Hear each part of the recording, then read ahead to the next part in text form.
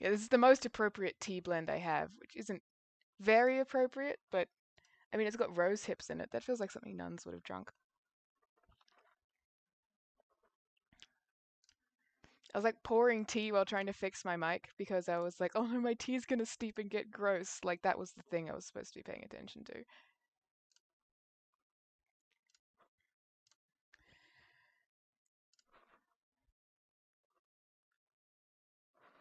Are they good for you? I just thought they tasted good and they were pretty and stuff. But hey, if they're good for me, then bonus.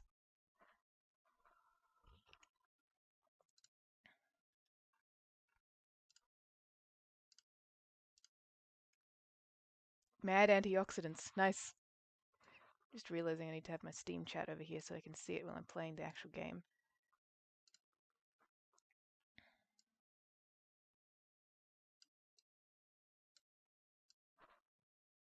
Moving shit around. I'm so professional, just moving shit around OBS while I'm talking. But, ooh, nothing wants to go anywhere, huh?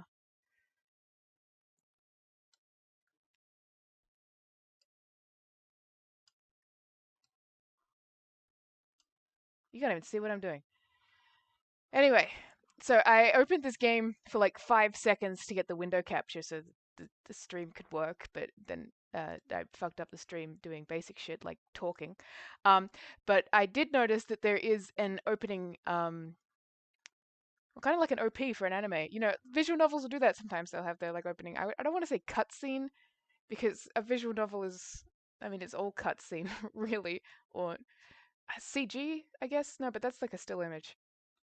I don't know my words. Anyway, there's like a fun opening, and we're going to watch it now for the first time because I haven't seen it yet. Please work.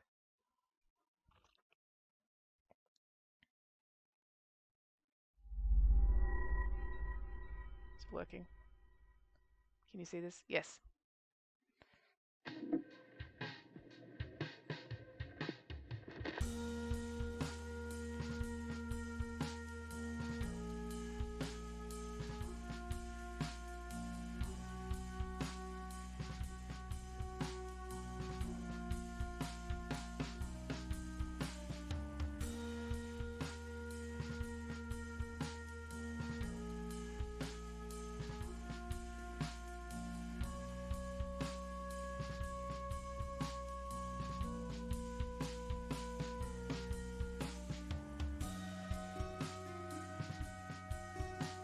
I love this song. This is so cool.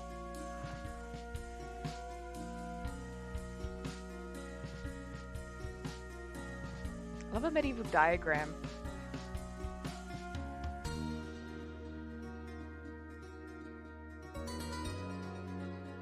What is that, a loot? Someone's fucking it up.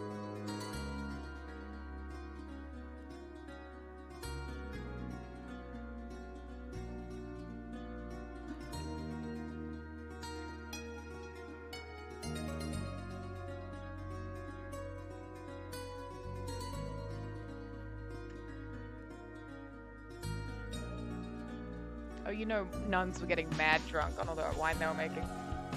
Oh, sick.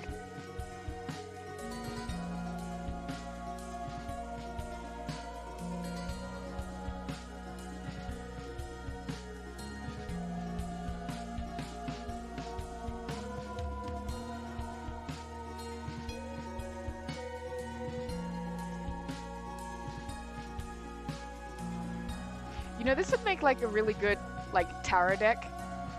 That would be a cool idea for merch.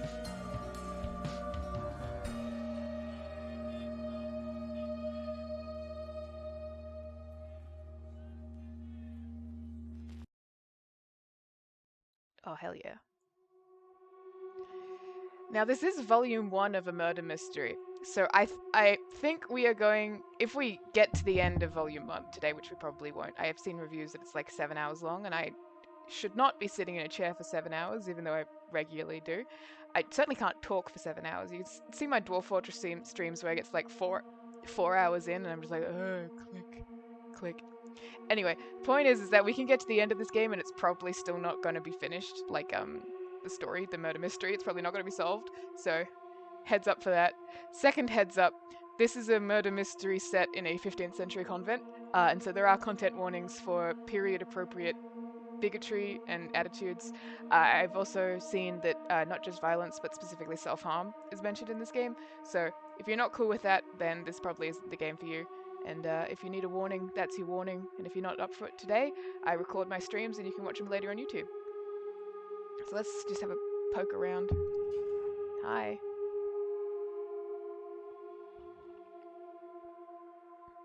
Yeah, Ren'Py! I've been meaning to make a game in Ren'Py for like 10 billion trillion years, and that's never gonna happen. But so I'm just always like really impressed with people who can do that. Okay. Space advances dialogue without selecting choices. That's good to know because sometimes I will play games and just like mash the dialogue and end up saying some insane shit. I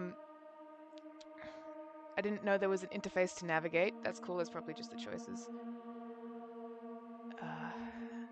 Realizing now that the chat, is that going to be too... Sorry, Jules, I'm just going to like squish you. Oh, that's not right.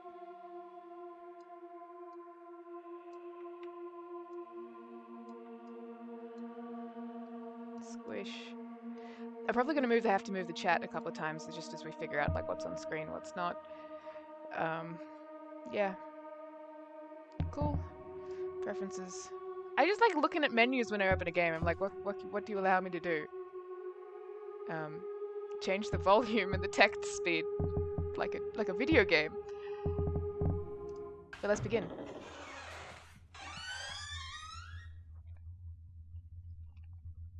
Misericorde. 1. A ledge projecting from the underside of a hinged seat in a choir stall. When the seat is turned up, gives support to someone standing. A special room in a monastery. Nope. It's also a knife. I know that.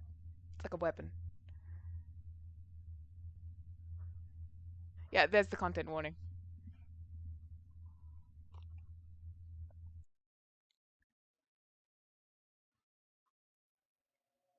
Oh, it's so cool looking.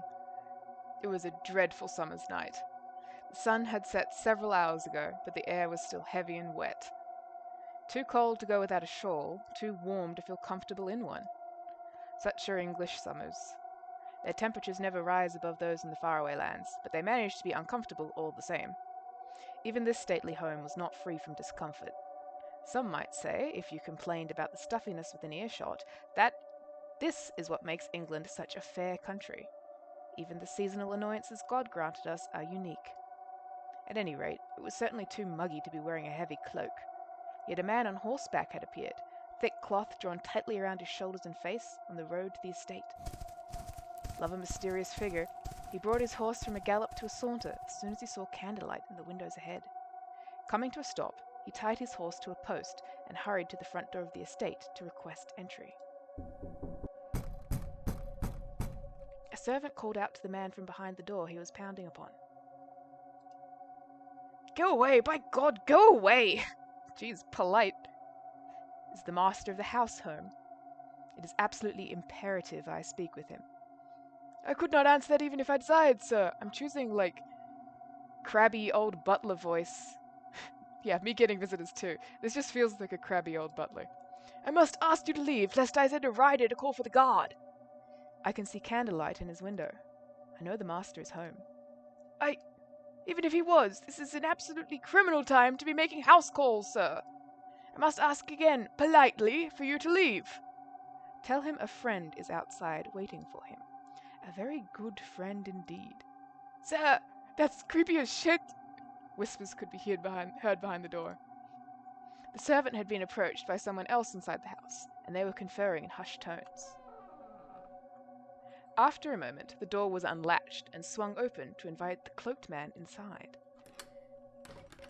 The young page was standing just beyond the threshold. He looked concerned. He held a little candle in one hand that flickered in the nighttime breeze.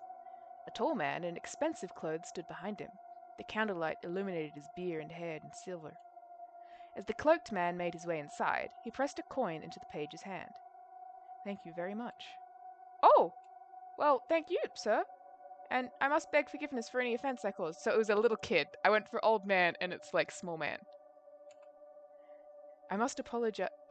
That's the crabby old man. I must apologize for my staff. If you had sent a letter ahead. No, it was no trouble at all. It is wise to be paranoid, especially this late. I feel like if someone's writing to you in the middle of the night and like pounding on the door saying it's imperative, like I'm going to be either like, okay, either they are dying or they're coming to tell me that someone I know has died. Like, is nobody else like freaked out? They're just like, go away. I'm the one who must apologize for arriving at such an unseemly hour. It's like getting a phone call at 2 a.m. It doesn't happen unless something's going on.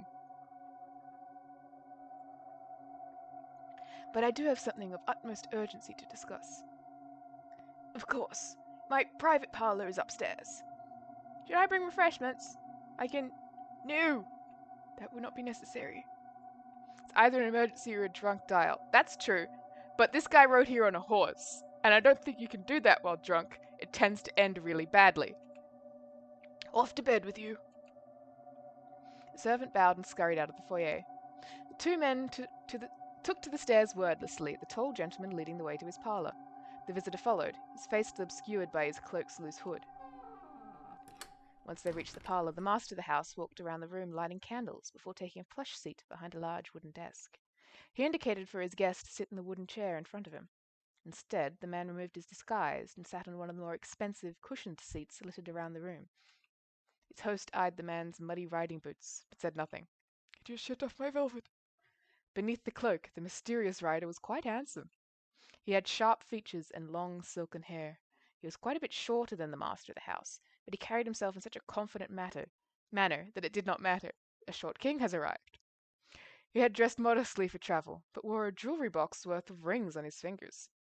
The taller gentleman drummed his own equally ostentatious rings on the desk, inviting his visitor to speak first. I should have sent a letter. Banter for my servant's benefit. I'm well aware that letters would be inadvisable in our matters. Oh, they are fucking! As we're travelling in the dead of night alone just to speak with confidants. You haven't sent any letters, have you? Or written anything down? As I said, merely banter.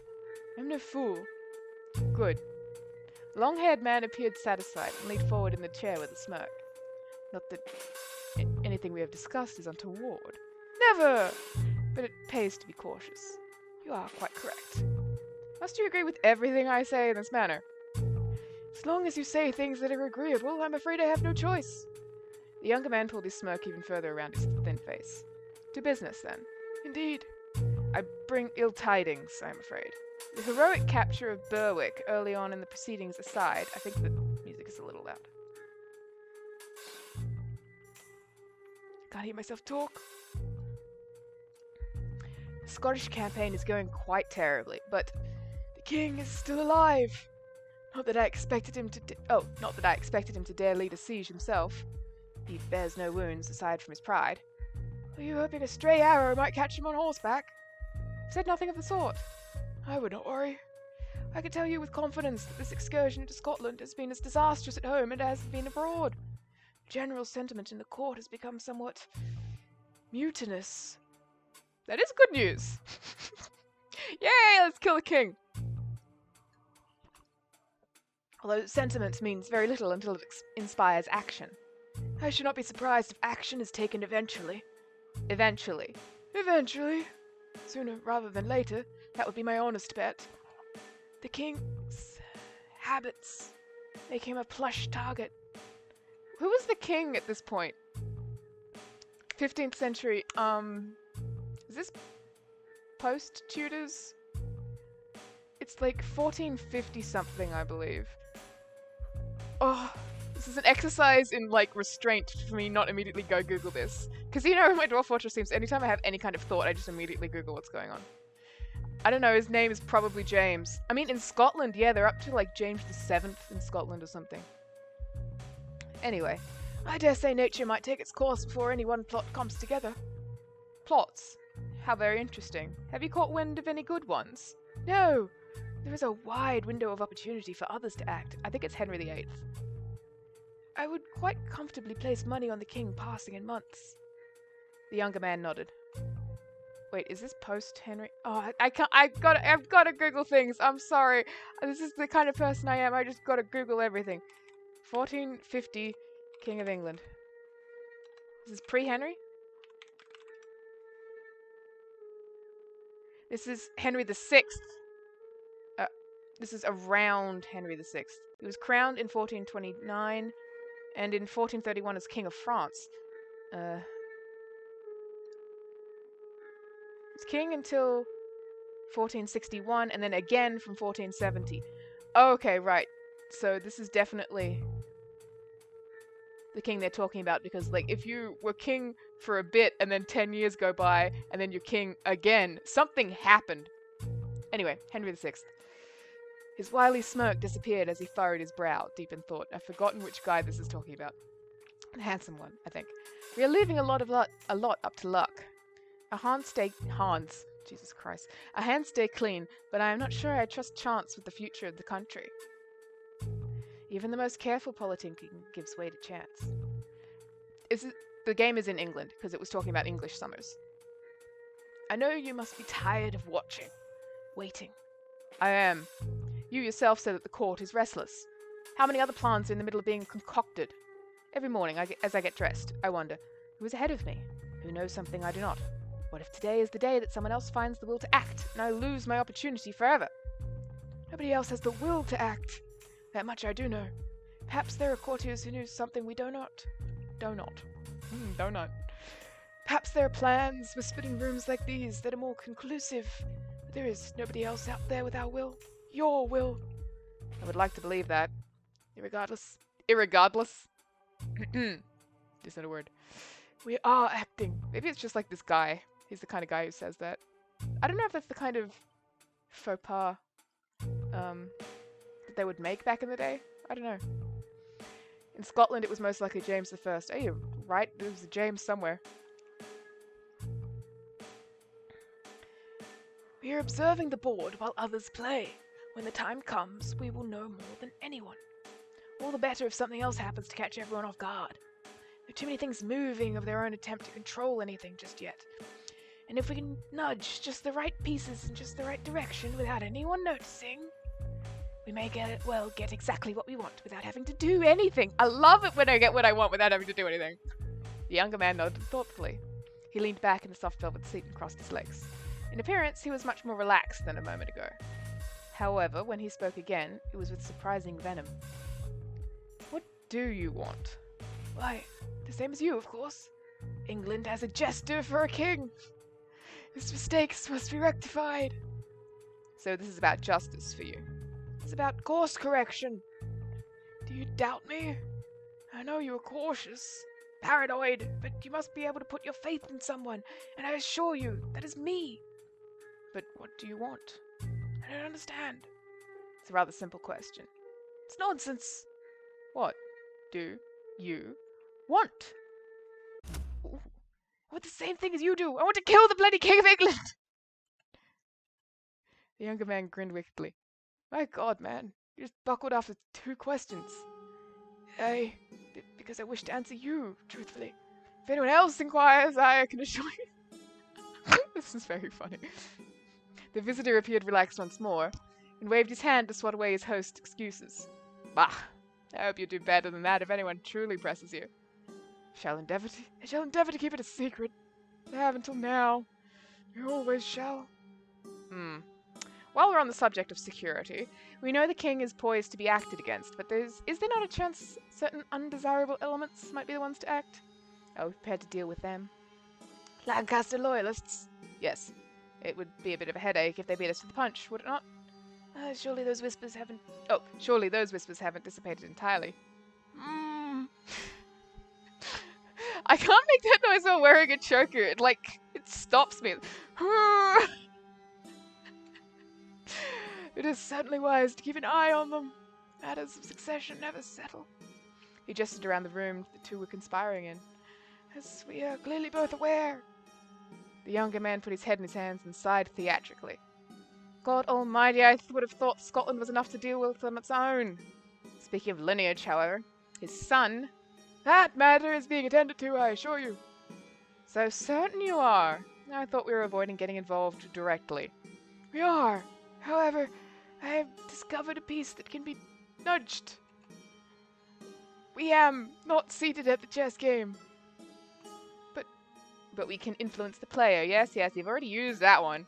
Very well. This is nothing too grim you're referring to, I trust. Not at all. A matter of paperwork. Nothing more, nothing less. However, you mentioned security. I'm doing like Jedi hand movements. I don't know what... This voice I'm doing is, the guy from Venture... The old villain from Venture Bros. That's two guys, two heads on one body. The Red Mantle and Dragoon, and I can't remember which is which, but they both kind of talk like this. I wanted to propose something to you.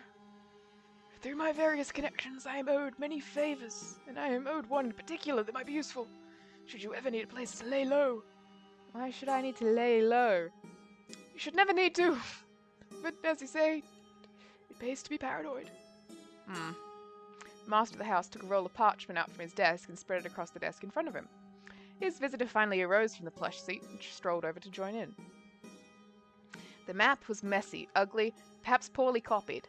Nevertheless, both men studied it carefully. The master of the house pointed to a spot on the map in the northern hills of England. Yeah, we're going up north. A monastery.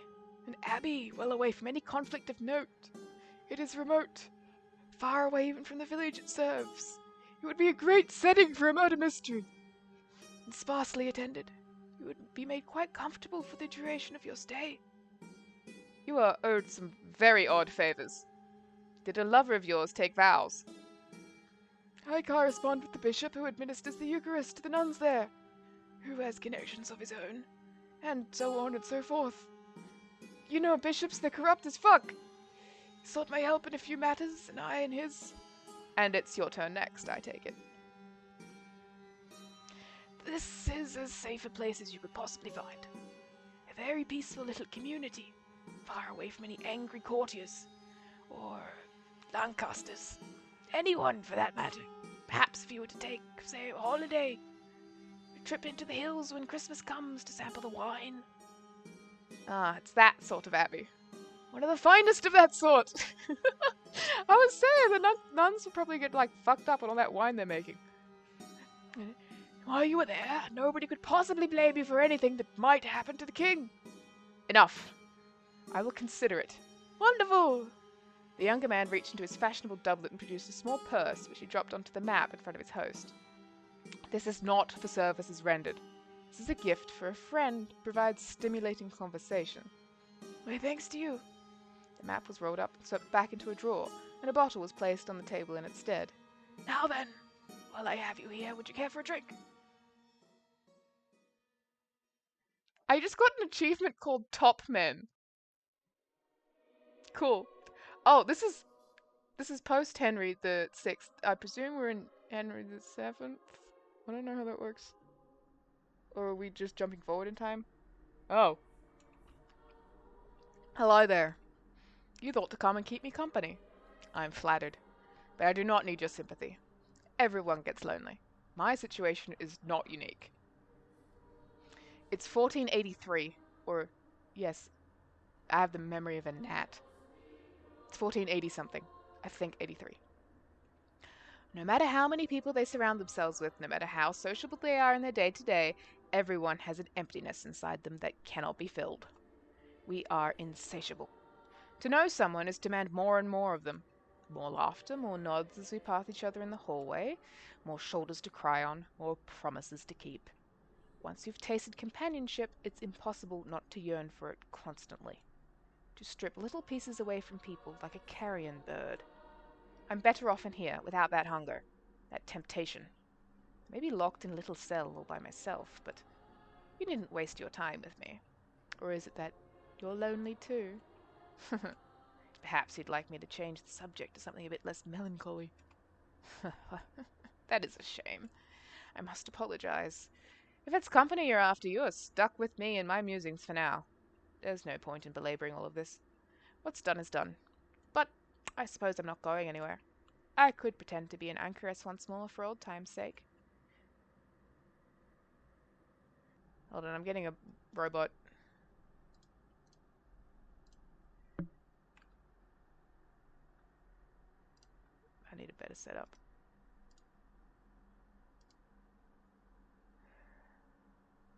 Get out of here. Banned.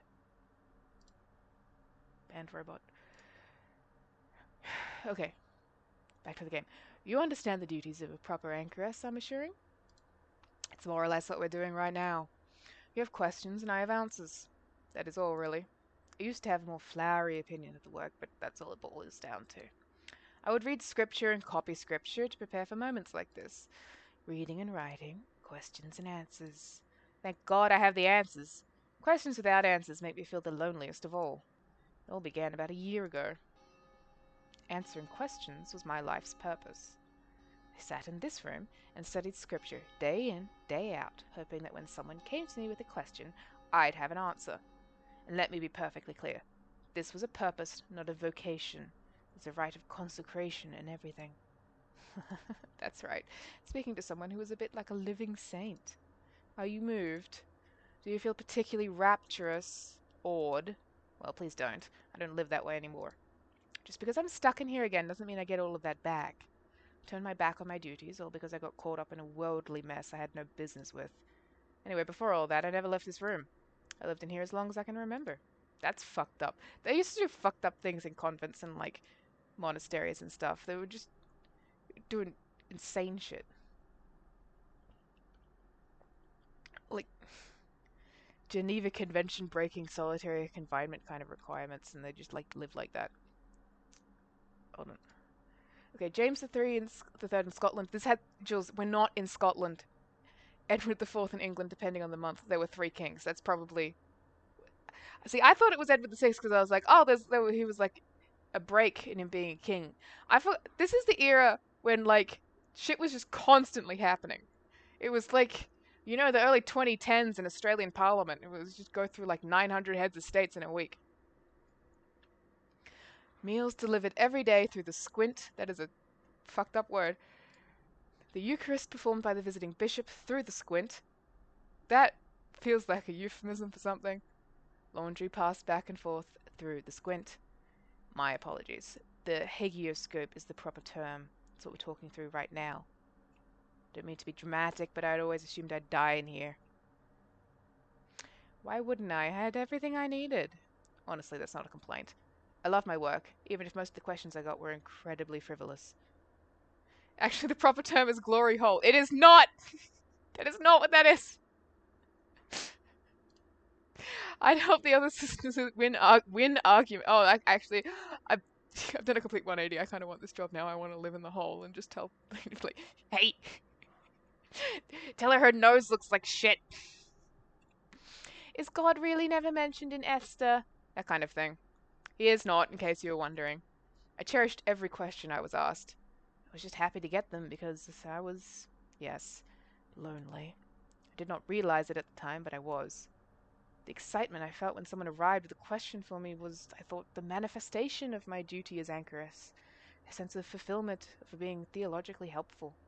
That might have been part of it, but really I was only hoping to have someone to talk to. The hermit card, yeah. This is kind of codified hermitry. Anyway, 9 times out of 10, the questions I answered were nothing but idle conversation. But one day... Hello? Last year, 1482. I had no idea who it was at first. I can't see through the hagioscope. It's for privacy's sake, you see. If some poor soul were to come with me to a question about his marriage, do you think it would be fair if I could see him? If he could see me, do you think he'd be able to ask me what he really wanted to ask me? No, of course, that's never happened. He's going to walk all the way up the hill just to ask me for marital advice. The point is, I have no idea who's on the other end of this. The door on your end locks, save for the little latch to speak and pass that through. You're quite muffled, by the way. Speak up! Don't worry yourself too much about it, though. There's not much to be done about the echo. Ah! She was listening to my stream! Fuck! Now she's laughing at me. It's okay, I forgive you. If you're waiting for me to have some revelatory moment of recognition based on your voice, you're out of luck. Unless you tell me directly, I won't know who you are. Actually, you know what? Please don't tell me. Perhaps I'll guess later. I can make a game of it. Safer, but dreadfully boring being back in here. For all I know, you could be here to mock me, or worse. If I knew who you were for certain, I might not be telling you any of this. But you've caught me in a chatty mood, and I'm willing to throw caution to the winds. Let's just leave it at that for now. Return to the story about a different visitor. Is anyone there? Yes? I apologize. That's a rather silly question, isn't it? No, not at all. I could have been sleeping. I suppose that is true. You'd still be there, though, if that were the case. Oh my, very philosophical. Someone came prepared, didn't she? So I was a little more chipper back then. Philosophical! Now there's a word I wouldn't have expected from you. Unless you wouldn't happen to have some Aquinas on your shelf, would you? I do indeed, a fair bit, actually.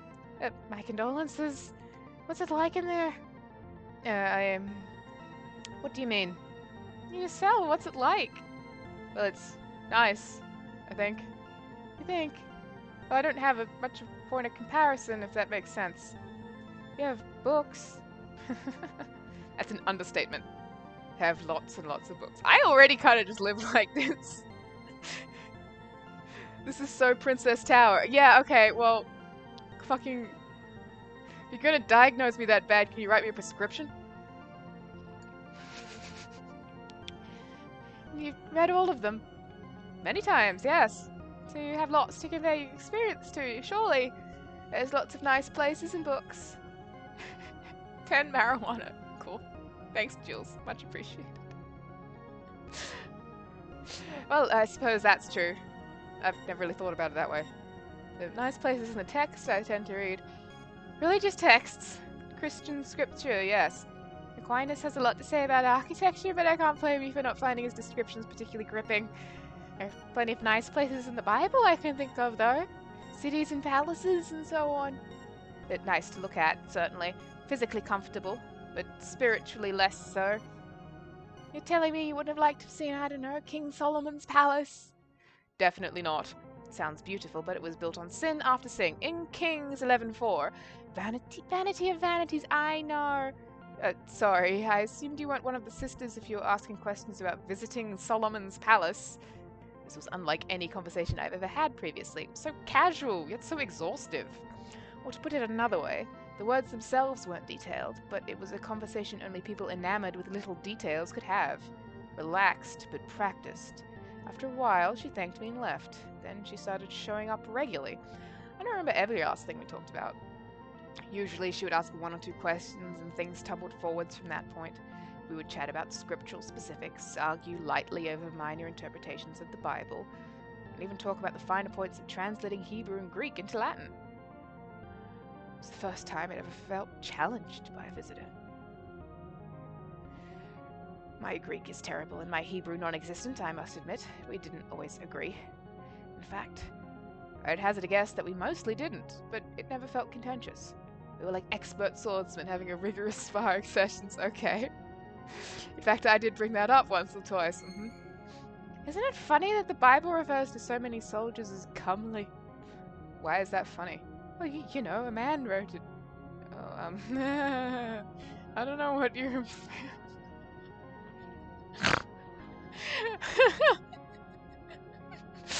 I do live like this! I don't know what you're implying. Yes, you do! I don't think that's appropriate. What isn't appropriate? Not really. All I'm saying, it's nice of Samuel to call soldiers comely. Really, you are terrible. Simply a descriptive embellishment for the reader. No, it isn't. Not a single error, not a single lie. It's not really a lie, though, is it? Puts a picture in your mind, the soldier is attractive. Doesn't something immediately spring into your head? Something does, that's for certain. Oh, stop! Do you imagine handsome soldiers very often? Sound experienced. This is what? Anyway, it might not have been Samuel. That's true, it could have been Nathan. Or Gad. You think one of them snuck into his house and added comely to some of the script? This is... Speaking... taken to Samuel's house and taking the original text. And everybody was in the battle was really hot. It's cracking me up. Some kind of prank. Some prank that would get someone killed. Just having fun. We're just normal men. We're just innocent men. Does that seem right to you, though? No, I feel horrible having joked about it, to tell you the truth. I'm all on edge. No, I mean, it seemed right that a man would probably be stoned to death for, let's suppose, calling another man handsome. Well, that's just not true. Samuel wrote it and wasn't stoned for it. Samuel gets away with it because it's scripture. People hear it and go, oh, well, the Bible is inerrant, so the soldier was handsome. If two Israelite soldiers met and one said, my, you're handsome, you'd certainly get a slap across the face. Is that what you'd do to a man who called me comely? To a woman? If anyone called me comely, I'd likely just be confused. Oh, come now, don't give me that. Self-depreciating humor gives me the shivers. It's the coward's way of asking for praise. No, I just am not very attractive, and I live in a hole, and you can't see me through the squint. So if someone called me comely, I'd know they were a liar. I do wish you could see me rolling my eyes right now. You get nothing from me behaving like this. I had no idea what her game was. I do! These weren't theological questions, but they get to the very truth of the universe. Honestly, the questions didn't seem to mean much of anything at all. No, it's about the intricate rituals of asking. She'd asked them, and by the time it was for her to leave, we would have charted a course around every possible discussion except one that answered the original inquiry. I didn't mind, but I didn't understand either. I still don't. How long have you been stuck in there? As long as I can remember. I don't think I'm stuck, though. I serve the Lord in solitude. It's as fulfilling as it is necessary. Have you ever left? I should think not. Never? Absolutely not. Well, I thought you might leave for meals occasionally. Not at all. My meals are given to me through that little door you're behind. Communication as well, when the bishop comes around. Oh, communion. Obviously. How do you use the privy?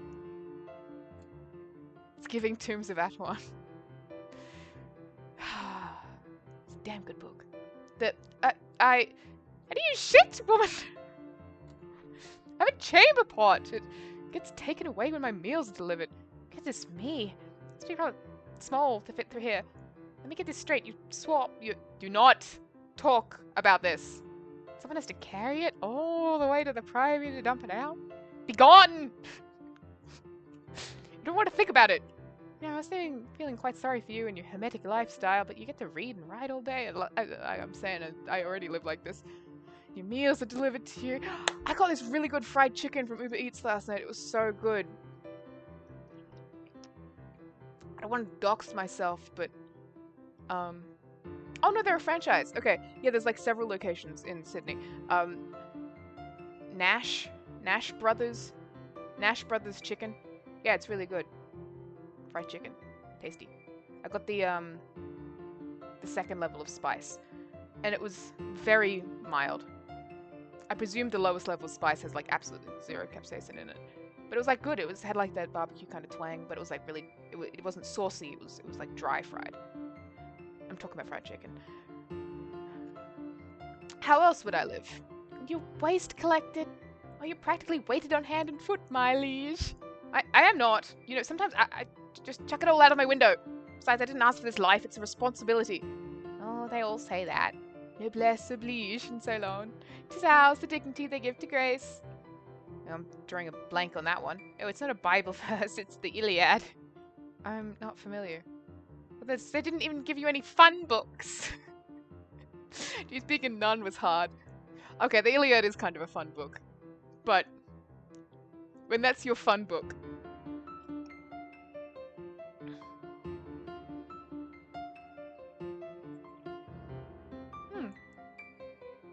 Yeah, I'm wondering whether or not it would be appropriate for a nun to read the Iliad. Like in this era. I bristled at that one. Scripture was fun. This is some very Plato's Allegory of the Cave for something. Human interaction, I guess? Nothing that doesn't serve my earthly purpose. No. That's no way to go through life, even as a woman of God. What good is scripture if you can't apply it to anything else in life? Studying the Bible is my life. I could sense the strain in her voice at this point. Excuse this wretch a moment of self-pity. I am more than aware of how difficult I was to be around. Not that that's changed. It's all well and good, but you've got an awfully narrow view of the world from that cell. Do you have a window? The outside, I mean. Of course! That's good, at least. Have you ever seen the sun? I just told you I have a window. See lots of sunlight. No. I mean the sun itself. And the sky. I'm awful with directions. Does your window face east? Or west? You'd see the sun one way or another if it did. I can't remember the northern hemisphere. Does the sun come around the south too in winter? Because it comes around the north here. Is that different? Not to dox me, but in that part of the city they need a very mild chicken setting. Hey, true, but we also have a lot of really good Korean food, which has a lot of really good spicy fried chicken. It come around from the south. Thank you, I was right. The Coriolis effect in my brain. No, I haven't seen the sun. Well, don't worry. One day you will. What's that supposed to mean? What do you do for fun? Well, unless that's private. Talking with you is fun. That's very nice to hear. I think this might be the only time I ever knocked her off her balance. The houses with good aspects face south in the northern hemisphere. I like how that's how you knew that, and meanwhile I was like turning the earth upside down in my brain. I could hear it in her voice, even though it was muffled by wood and echoed through stone. Her commanding tone softened, and her voice grew thinner. Have you ever read any plays? Plays? No. I've only read about amphitheaters in passing. But you understand the concept, surely. It's very Roman. Greek, but yes. People dressing up and performing. I'm not sure how to feel about it. It feels a little dangerous. Spiritually, I mean. Well, if it makes you feel any better, a lot of plays since ancient Greek times have been about the Bible. That's nice, I suppose. Oh, careful! Don't let His Holy Innocent the Third hear you say that. Is that bad? What did you just trick me into saying? I won't worry about it. He's been dead for like 300 years. I'm sure Sixtus won't mind. He's much kinder to the theatre. That wasn't funny. It's like it goading me into blaspheming. I'm sorry. I sort of assumed you would know who the Pope is. That is...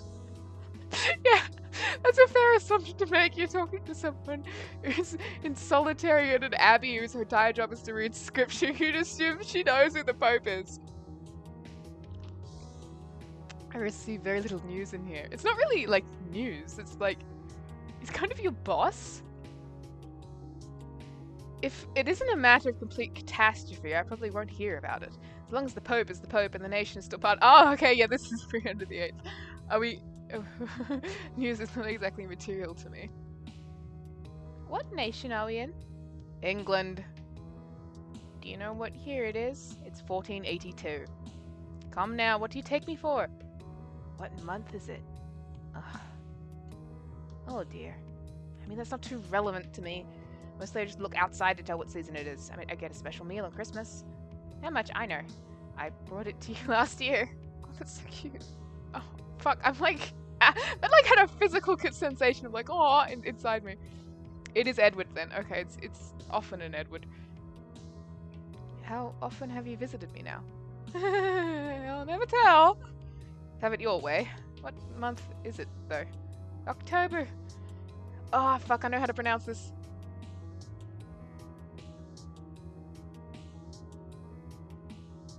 How the fuck do I pronounce this? I learned it.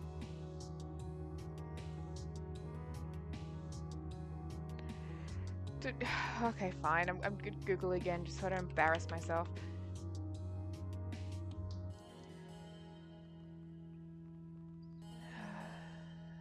So in October. So in, to be specific. Woo! I'll stop. Has anyone ever pulled any mischief night pranks on you?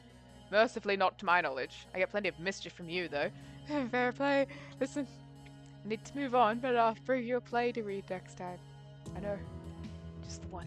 I know. I can trust you with handling a book with care at the very least. Alright, I'd like that, I think. Can I ask you something? Of course. Would it be alright if I open this? Squint, no! I'm really sorry. Is that another rule? It is, but I honestly cannot. The, it locks from that side. I can't open it myself, it needs the key. For the luck. Should have thought of that last Christmas. And really, I'm not meant to look through. Of course. Yeah, a very good rule follower, too. Then again, if you had to bring me a book, I suppose you'd have to open it, wouldn't you? And I wouldn't be able to do much about it if you saw me taking the book, would I? That is true. That sounds like a good idea to me, in that case. Alright then. Promise to read it, yeah? Of course. Lovely. I can't wait to discuss it with you. That's the important part of reading, scripture included. Don't ever forget that.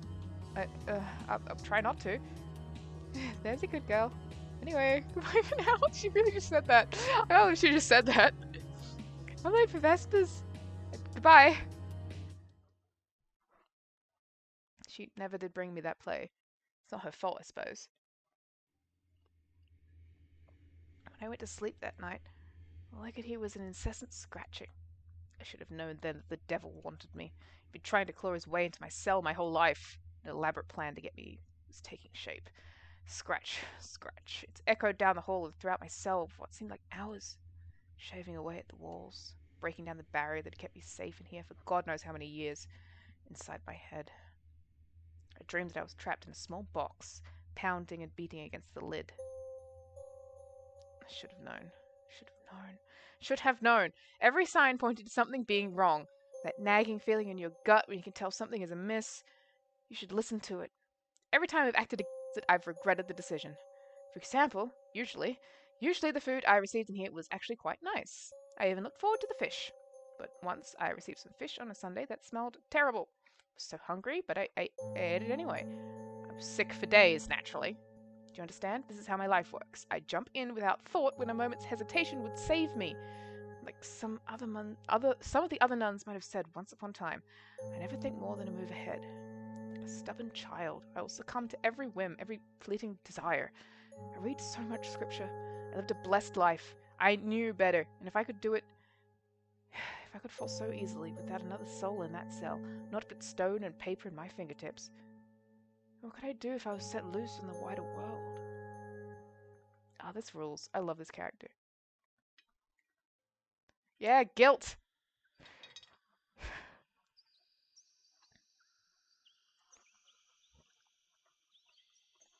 For the next few weeks, I was alone again. I must admit it stung just a bit. I really was looking forward to reading that play, despite my better judgment. You'd also like to acknowledge that it is Palm Sunday. Oh, it is. I never know dates. I got completely blindsided by Trans Day of Visibility and then April Fool's. And those two things always happen on the same day in a row. And like I was like, I have to be visible. And then I'm a fool.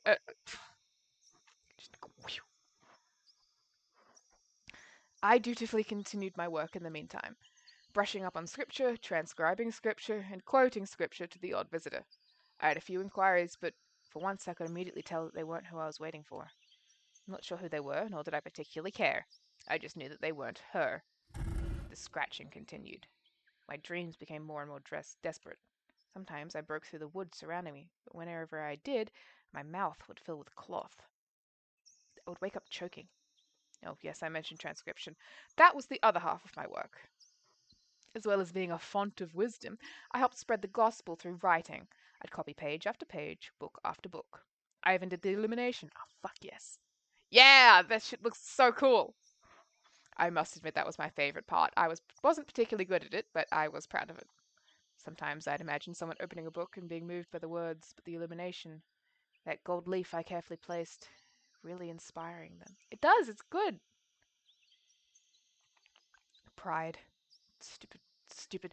Anyway, these books would pile up in my cell until they were collected at the turn of every season by the visiting bishop. When I heard a knock on the door, I assumed it was him. You're early. I've not yet finished with Matthew. This is your superior. I'm not here to collect your books. Oh, oh, okay. I very rarely heard from the superior. She would, on rare occasions, deliver important news. I remember her coming to tell me about a war in Spain I couldn't possibly wrap my head around. Now that I think about it, I vaguely remember her informing me that His Holiness Sixtus IV had been confirmed. Stupid. If only I'd remembered that when she was at my window. I need your help with a sensitive matter. Ah, well, that's why I'm here. May I come in? Uh, no, that's not allowed. I was worried it might come to this. I understand under normal circumstances that would be the case, but I am the superior. Nobody can rightfully unseal this cell but the bishop who performed my rites. He won't be here for several weeks at least. And I doubt very much that he'd let you in here. But even if he did, I don't think you understand the gravity of the situation. I don't think you understand. There are rites. This is a tomb. Oh, fuck. I'm dead to the outside world, a vessel for purest prayer, and a woman has been murdered. My stomach dropped. I made the connection immediately. Oh, no!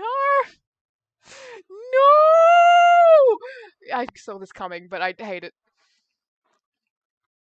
The rest of this conversation continued through gritted teeth in hurried whispers. Murder! Under my protection in these very halls! Who killed her? A stable boy from the nearby village has been blamed. He's currently being held in hospitalum on suspicion of the act, and will be dealt with accordingly when the time comes. Good. So why do you need my help? Why do you need me to open this door? I'm happy to offer any spiritual counsel you require, but if the bishop were to arrive and I had no answer as to why a sister is dead, you do have an answer. You just said so yourself. No! Mother Superior, do not! Clack. Clack. I felt helpless. Fucking tunes. Dumbfounded. The door swung outward, and I looked upon the first human being I'd seen up close in God only knows how long. Perhaps 2 decades? I had plenty of illustrations of men and women in my illuminated tomes. See glimpses of hands passing through the squint. I'd occasionally noticed what I thought were people walking around the hills I could see from my window, but now there was a full person in front of me, draped in black. She looked weathered, and even though I hadn't gazed upon another face in years and years, I immediately recognized the expression she wore. A deep, gnawing concern. I was too angry to care, however. You... I am sorry. This is unacceptable. You've violated a sacred rite. It brings me no pleasure to do so, believe me, but it is vitally important that you leave this cell. At this point, I had already backed myself up against the far wall, as far away from the door as possible. Stop crying, please, and step away from the window. It's hard to speak through my own ugly sobbing. The superior gently closed the door behind her, as if that would make me feel any better. Any sense of comfort had gone rushing out of the threshold as soon as the seal was broken. She sat on the bed and beckoned for me to do the same. I refused. As you said, I do not have an answer for the bishop whenever he arrives. But I'm not... Oh, I do have an answer, but I'm not certain it's the right one. You're not. The young man was indeed found sneaking around the convent the morning the body was discovered, and he had no compelling excuse as to why that would be, but something just doesn't feel right. Everyone agrees it was him. You're not making any sense. Everyone agrees it was him, so that's just it. That's a little odd, don't you think? Every last sister here, immediately in agreement that a stable hand, a complete outsider, was responsible. A little convenient, no? I'm earnestly not sure what you're suggesting. Why would they lie? What reason would you have not to trust them? And then she laughed, a single bitter hollow wheeze of a laugh. Huh! Your being kept in here has made you more naive than I thought. You will learn, I suppose. I very much doubt that. If you think I'm about to throw away a life's work, your sealed cell is exactly why I need your help. You are now the single person I can completely trust in this abbey. Fuck. Break glass in case of murder. Unleash weirdo.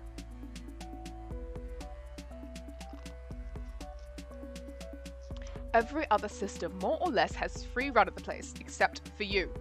I need you to join the congregation, to investigate my hunch that something is amiss. You're asking me to spy on people. How dare you? How dare you break into my cell and demand this of me? I won't have it. Please. Can you not feel it? There is something wrong in this place. Very wrong. Deep in the walls. I tried to ignore it. her down for so long. And now, this. Someone's died, my child. I should have done more to protect her.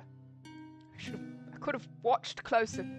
I could have not given up whenever I felt that creeping dread. There was something dark at work here. I've worked too long and too hard to let a mystery like this bury my Abby's reputation for good. This is my penance. You can help me right a grievous wrong. I don't want to send a potentially innocent young man to die. Catherine wouldn't have wanted that. Catherine. That was her name then. The woman who had come to talk to me so many times. Catherine.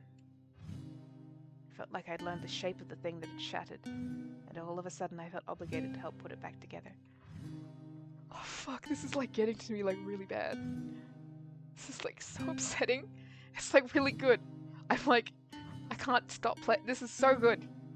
Alright. She had been deep in thought as I chewed things over. I said, alright, I will help. Good. Good. Tomorrow, you will join the regular congregation. I'll make sure the other sisters bring you up to speed on the proceedings so you can become one of them as soon as possible. I'm sure I don't need to emphasize this, but just to be clear, you are not to let on what it is you are doing. Won't it be obvious? I waited some time before coming here for that precise reason. But if anyone asks, you are our new chronicler. Chronicler? Yes, that was Catherine's position before. You are clearly a skilled copyist. I have told the sisters that you are the perfect fit for the position, and everyone seems amenable. We won't have to spend months upon months hoping a new oblate will be qualified and want the role. And none of the others wanted to be the new chronicler? No, they did not. She stood up and strode towards the door, keys in hand. She's never fucking interacted with the person before. How's she gonna know how to act normal? Like, that's a good fucking question, and I cannot wait to find out what the answer is and how badly it goes. Tomorrow, then. I'll send Catherine to escort you in the morning service. But a small flicker of realization played over her face. She offered a weak smile. With a K. The Catherine we lost was with a C. We had this problem in high school. About multiple Catherines and several Jessicas, and everybody's got, like, the same name.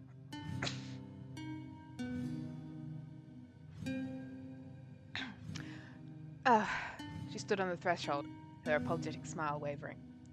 Well, tomorrow. There were 6. I thought there were like 7. I think there were like 7 total, but only ever 6, maximum of 6 at any one time. Because people would leave and join. All I could do was cry.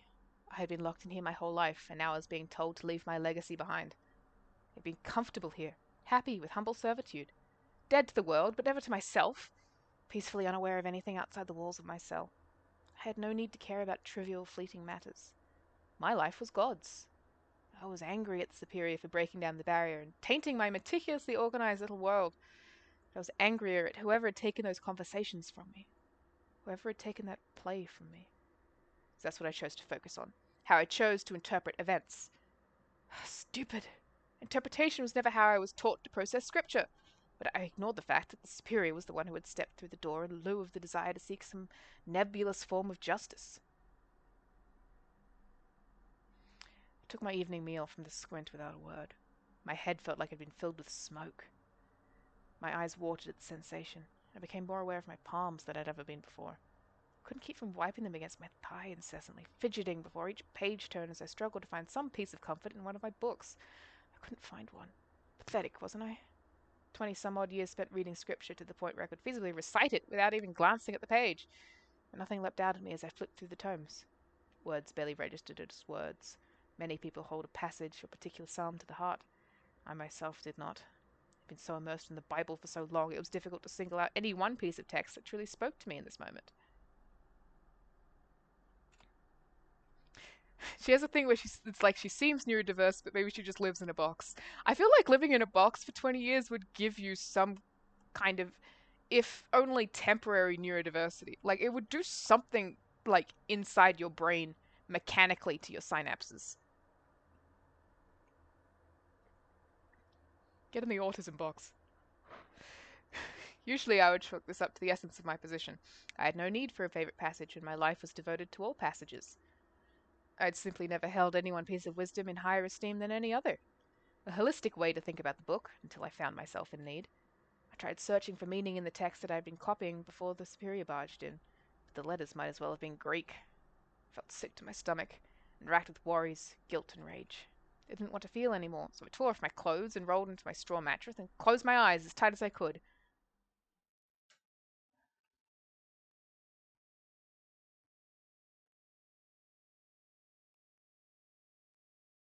Gonna get a dream sequence? Oh. I woke up rasping for air through sloshing liquid. Instinctively rolling onto my side, I splattered dark bile in a streak across the mattress and onto the floor. I could feel more coming and scrambled to my hands and knees, launching myself out of bed like a wild dog. Oh my god, has she been poisoned? I tried standing, but I couldn't. I heaved more of the vile liquid onto the stone floor with a horrible gurgle. Weakly, I pulled myself up using the chair that served the writing desk across from the bed, but not before retching again. Streaks of bile oh yeah, she's gonna vomit on the Bible! Yeah, that's an image.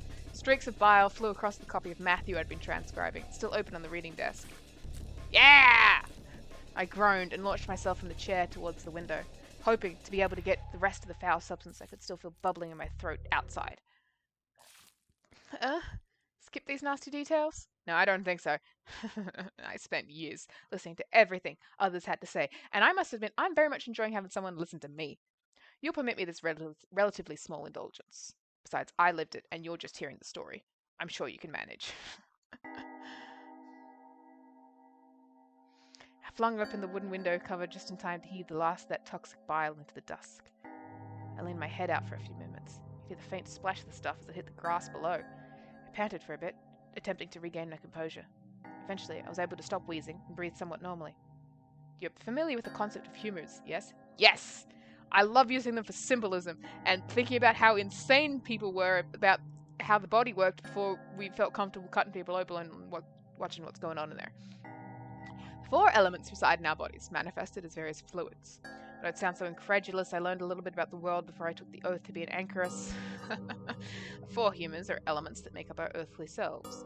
The balance is very delicate, as I understand. So delicate that practically nobody is perfectly balanced. Blood is one of the humors, and determines our sanguinity. Yellow bile is a little nasty. People with a lot of yellow in their systems are short-tempered, aggressive. Some would say confident, but I'd say a little cruel. It's phlegm, too. It naturally generates in old age, but many younger people have an excess of it as well. You could tell because they're wise, calm, and reserved.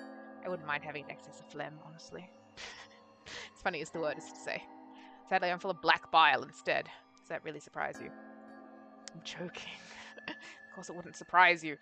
Black bile determines how melancholic you are. That night, after a whirlwind of horrible news and negative thoughts, I was simply overloaded with black bile. My poor body couldn't handle it and had to expel some. No, I think you were poisoned. I think someone was trying to get you. I suppose I've always had quite a bit of black bile now that I think about it. My hair is black, which is a common sign. Someone is full of the stuff. I just thought, oh my god, this was medicine. I'd never felt particularly melancholy until that night, however. Being shut away from worldly influence had spared me from ever allowing my humoric balance to colour my emotions. There's no going back after that, sadly. Anyway, shakily, I managed to stand up straight again. I hobbled back over to the bed and rummaged around underneath it to find the brush that I had been given years ago to clean up the occasional ink spill or dropped supper plate. Along with the small pail I had for washing, would have to make do for scrubbing up the horrible mess I'd made. The cell had its own faucet, mercifully, which dribbled lukewarm water into the bucket I held with trembling hands. Lukewarm? I guess... Wait, is it still summer? I'm wondering how you get lukewarm water. Maybe they have a water boiler that just sucks. Because England. I have a feeling it would just be cold. Because sometimes you get lukewarm water coming out of, like, a garden tap here, but I live in Australia and it gets, like, proper hot here. It took far longer than I had hoped to erase any trace of bile from the flagstone. By the time I finished, my knees and back ached. I should have at least rolled up my habit to provide some cushion for my knees, but I wasn't thinking straight. So much dull pain by the time I stood up, but noticing the dirtied book sitting on the writing desk was just not something I could handle. I'm not proud to admit that I practically tore the damn thing from its plinth. Stumped over to the window, still nude as anything, to hurl it into the night sky. Now that's an image. Must look like some crazed Olympian discus thrower. I regretted it instantly. Not only was it a childish thing to do, but I swear I saw someone looking up at me. Oh, fuck. I scurried away from that window as fast as I could. I flung myself into bed. With my face buried in my pillow, I scrunched my eyes closed. I could feel what it felt like a spike being driven through my head, and I was painfully aware of every bone in my body. I ached, I wailed, I despaired, and then finally, sleep.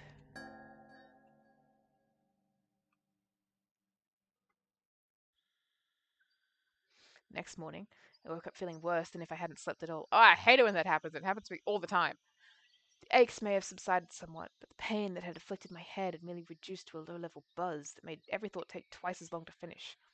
I meekly slid out of bed and attempted to wash myself with water from the bucket, though I had wasted most of it scrubbing off the bile the previous night. I would have tossed the excess out the window so that I could ask for it to be refilled later.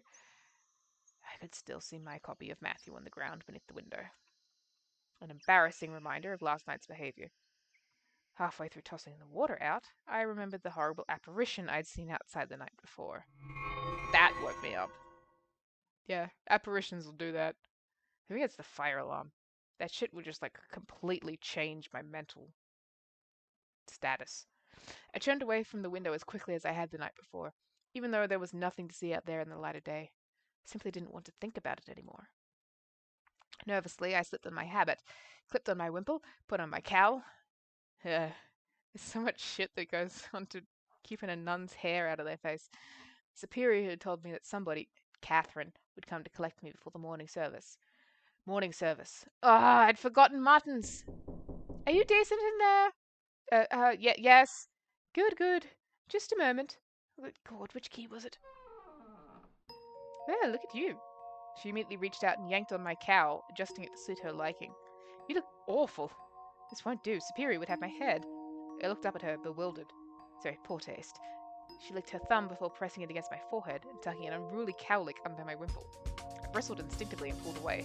I was not particularly pleased that my first physical contact in over 20 years was this, Jesus Christ, woman rubbing a wet digit across my temple. Hey, was Catherine beheaded? Yeah, that's the vibe I got too. The reaction to that phrase. Yeah. I'm just trying to make you presentable. For heaven's sake, I was busy all night and still managed to look my best today. She grabbed my cheeks and peered into my eyes, looking simultaneously deep in thought and maddeningly aloof. And hawing for a moment, she licked another finger and tucked in the rest of the hair sticking out from my wimple quite rudely. Then, after squeezing and stretching my cheeks a little, she gave them a light, frosty slap. Apparently satisfied, she clapped me on the shoulders and patted down my robe to straighten it. That'll have to do. We're going to have to work on your face, though. It's absolutely colourless. You hit me. It's the blood flowing, my dear. I knew you were going to be a mess, but I wasn't expecting things to be this bad. This was bewildering. You're Catherine, right? The one and only. And your name is? Hedwig.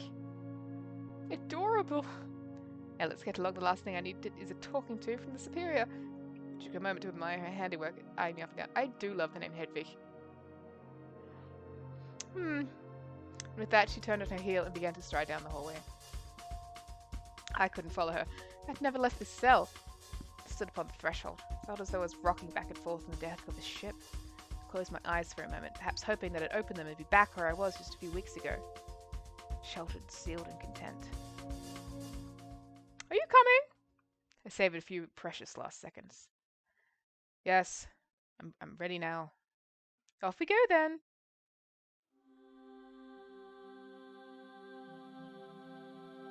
This was just the opening to the game. I know it took a long time because I was doing a silly voice for everyone. But that's wild. Ooh. I'd never seen the hallway outside my cell before. It was quite long, and Catherine was walking briskly towards the end. Oh God, she must be so out of shape. Like I don't know what kind of yoga nuns were doing. Probably nothing. Like, I don't know what she could have done in that room to make power walking down a hallway not feel like absolute shit. We've got a way to go yet, I'm afraid. It's right here, if you please. Maybe she's in there doing the book 3 Uncle Ira workout routine. She's an incredibly buff nun. Like that old man fat buff too. We passed a set of windows with little statue of the Madonna and Child nestled in between them. Took another turn after that, into a hall equally as long as the one my cell was located in. Caught the briefest glimpse of a cloister out the window. Up ahead are the dorms where the rest of us live. And the Misericorde on the right, just before those. Ah, fuck, I've missed the second definition. It's like I... Google. Misericorde. It's gonna just give you results of the game because I've been Googling that. No, it's mainly the knife, actually.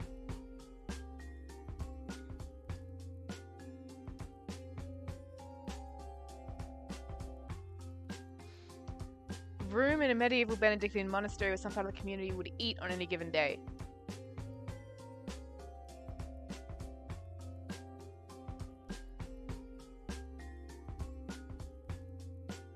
Oh, it's like, so the rules are different for eating in the Misericorde to eating in the refectory. That's complicated, but that feels exactly like the sort of thing that monasteries would develop. It's like, oh, I'm fucking sick of not eating meat on Fridays or whatever. Let's put it in a special room and it's fine now or whatever. Then the door next to that is the library. Oh, left at the stairs just before the dorms, there's a good girl. They keep saying that to each other. Oh my god. I puffed up a little. I know how to use stairs, thank you very much. And stop cursing, that's thrice now I've counted. Go on then, after you. I'm not reacting to what you just said.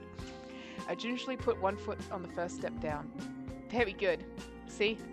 One more. I began to descend the staircase very slowly.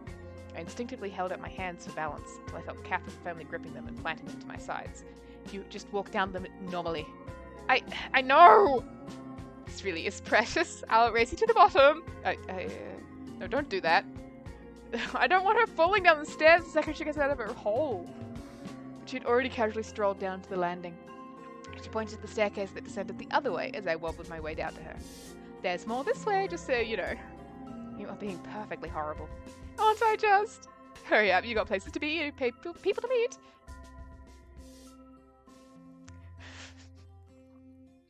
They do have some crazy, like, self-mutilation shit that's just, like, codified by the Catholic Church. Like that fucked up, like, barbed wire lap brace thing. There's so much crazy shit. We came to a foyer with a door leading out to the cloister. The sunlight creeping in was simultaneously daunting and enticing. It's a good thing we don't get much heat in here. Your skin looks like I might cook in the sun. She ushered me through the door, not allowing me the same moment I had taken leaving the threshold of my cell. The cloister was a rectangle of grass surrounded by stone arches. Passages ran around the grass, each leading to a part of the convent I hadn't been to yet.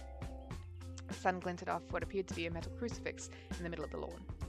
Although, do you happen to know if this abbey is built according to St. Gaul's plan? I'm just curious about how this place is laid out. What, pray tell, is St. Gaul's plan? You know, the standard layout for abbeys. I thought all Benedictine monasteries followed it. They might. I wouldn't know. And, well, I thought that door would be taking us out to the east, but we're facing south. How on earth do you know that? Have you got a compass hidden somewhere in your frock? Do I? No, it's easy. Sun rises in the east, so, that's over there. I pointed to the left where I could see the sun's rays creeping over the walls of the cloister. I wasn't aware you'd ever seen the sun rise. So ahead of us from this door would be south. Normally, the chapel would be in the northern half of the monastery, or rather the tower would face north, and the oblates would live in the southwest. Goodness, you must have had some very interesting books to read in that cell of yours. Oh, of course, this abbey could just be built around a Roman plan. That would follow, considering we're Catholics. I ignored this. Fascinating. I'm sure it is to someone. Catherine looked at me, clearly amused by my interest in the layout of a building. I'm interested! Yeah, it's going to be a really interesting, like, assumptions gap, where it's going to be almost like speaking a different dialect, where it's just, like, different reference. I felt as though I'd made a fool of myself despite correctly observing something. I was a first. Didn't have much of a chance to feel sorry for myself before I was scared witless by a voice right behind me.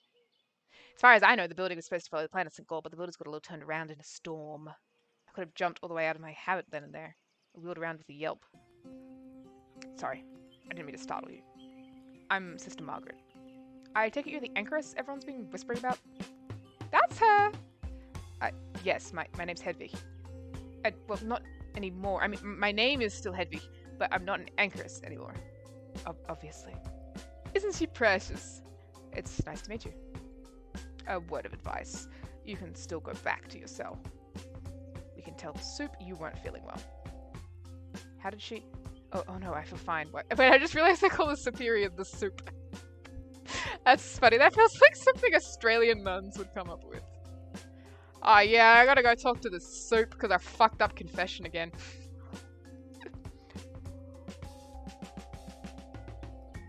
Oh no, I feel fine. Why would I?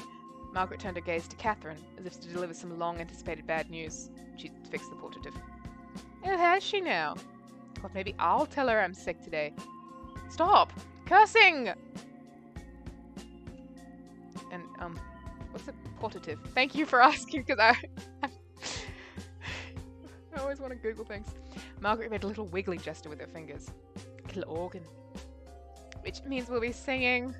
More to the point, it means the superior will be singing. I should quite like to hear some liturgical songs, actually. Ooh, liturgical, that's a word for it. It'll certainly make you think about God. It'll make you pray for him to smite the damned organ, that's for certain. Is that what we're going with? I didn't think we decided. Well, we can get our little story straight later then.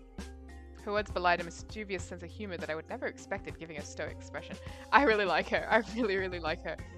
As soon as I thought this, however, a little smile crept across her face. Pleasant meeting you. I love her! She glided away just as silently as she had arrived. Well, hurry up. If we meet many more sisters on the way, we'll never get there. We continued along the path around the cloister towards the chapel. Two women were huddled close to each other outside the large wooden door, speaking in hushed tones. Oh, what are we whispering about? Catherine leaned down to whisper in my ear. The mousy one is Eustace. She's quite smart and a bit bossy. She two should get along swimmingly. The one is Darcy, who... Well, Darcy's very special. Darcy, are you sure you're going to be able to sit through service without doing anything? You keep giggling, it's very distracting. Probably because of all the stuff I drank before we came here. She speaks in all lowercase. Not much I gathered. Why would you drink anything you've cooked up before service? Well, then it may be funny. Might be. A little funny. That's right. The player noticed Catherine and I walking past. Yeah, special. Darcy gave me a strange little wave when she wiggled each finger individually. Eustace, though, she gave me a strange look that I couldn't quite place, but I didn't appreciate. Was I just fresh out of my cell and unable to comprehend any expression subtler than Catherine's, or did Eustace seem to dislike me intensely? I had ploughed directly into someone walking past Eustace and Darcy. In my attempt to keep myself righted, I grabbed a handful of cloak, tumbled to the floor, nearly dragging the mystery person with me. Thank God I let go on the way down. I looked up at the woman who I had collided with and realized something. This was what intense dislike looked like. Oh, I'm terribly sorry. Oh, Angela! I see you've met our newest oblate. Catherine shot me a little smirk as I pulled myself off the ground. This is Sister Hedwig. She's still finding her footing, as you can see. I'm really very, very sorry. Angela said nothing to me. She seemed to look me up and down quickly before returning to Catherine. Is she pregnant? Your door is still broken. Oh, is it now? You told me you would see to getting it fixed 2 weeks ago. Yes, well, I'm a busy woman, Angela. Not too busy to spend most of your evenings in the Misericorde, I've noticed. Catherine took a step closer to Angela. She was barely 1 inch taller, but she was making quite the effort to make it seem like there were 10 between them. Find anything else interesting in my room, Angie? Or are you just testing the door? Just the same. Musk, as always. I didn't even have to check inside. She's got dudes in there. It wafted out the door on its own when I tested the hinges. So diligent. And here I was thinking Darcy's experiments might be more odorous than anything I might hide. Darcy's experiments aren't alive. She idly watched Eustace and Darcy walking past her into the chapel, along with Margaret and several other people I didn't recognize. Yeah, you don't recognize most people. You lived in a hole. Yet. As always, my dear sweet Angela. I have no idea what you're talking about. I'm sure. She shot me another icy look before turning on her heel to head into the chapel. Time for service.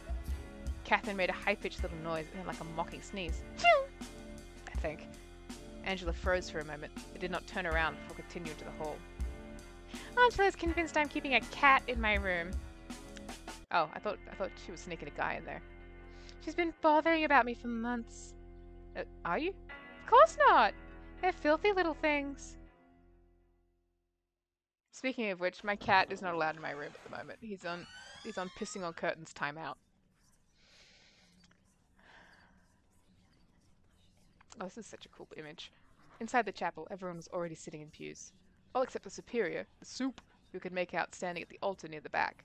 She did indeed have a very small device in front of her that I'd never seen before. Given the apprehensive looks on the other sisters' faces, I could guess that it was the dreaded portative organ. She noticed me walking in with Catherine, and gave me an appreciative little curl of the lip, just barely legible from far away. When she spoke, her voice echoed around the chapel. Made me jump. Ah, greetings, Sister Hedwig. I would like everyone to give her a warm welcome. A murmur of dullest enthusiasm rumbled in the chapel. God, it is like school assembly. I gave a little bow of the head, unsure of how to properly respond. Thank you. Come up here, if you please. I'd like to introduce you properly.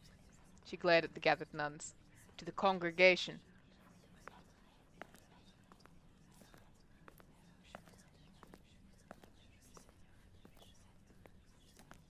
I gingerly stepped forward and walked up to the altar. Every footstep echoed around the large room, and I could feel everyone's stares boring into my back. When I reached the superior, she gave me an encouraging smile. Somebody's got an eye patch! I was doing a Venture's voice before. This one looks like Watch and or Ward. I turned around to face my adoring public, who mostly looked like they wouldn't mind if I were to drop dead in front of them. All save for Darcy. Anyway, he was staring straight past me with a serene expression. She is high out of her fucking gourd. I'm curious about her grumpy bum over here. Hello. There was a collective grunt. Felt like one older woman with an eye patch staring near the back was watching me with particular interest. She was smiling, but she said nothing. There was an awkward pause. Hello? Shh! We're sorry. Darcy stuck a hand out and started waving silently before Eustace grabbed it and tucked it back down at her side. The superior gave me a little nudge. Well, it's lovely to meet everyone. Or rather, the people I've met so far. Catherine, Margaret, Angela, and I walked past Darcy and Eustace, so we didn't really meet, but you seem very nice. Not that Catherine and Margaret aren't nice. Also, I don't mean the rest of you won't be lovely to meet. When I can, if you want to. I suppose I'm meeting you all right now. Oh my god. I think we were watching her having a panic attack. I just realized I'm kind of covering the... That's way too small. Put me over here. Yeah. Put me here. Oh, and you can't see the chat when the thing is like this.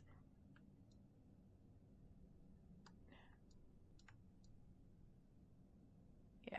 Chat. Okay. So I'm meeting you all right now, but personally, you know... Oh goodness, that sounds strange. At this point I wouldn't mind dropping dead in front of everyone either, but I couldn't stop there. Well, I suppose the best way to get to know people is through prayer. Oh Jesus.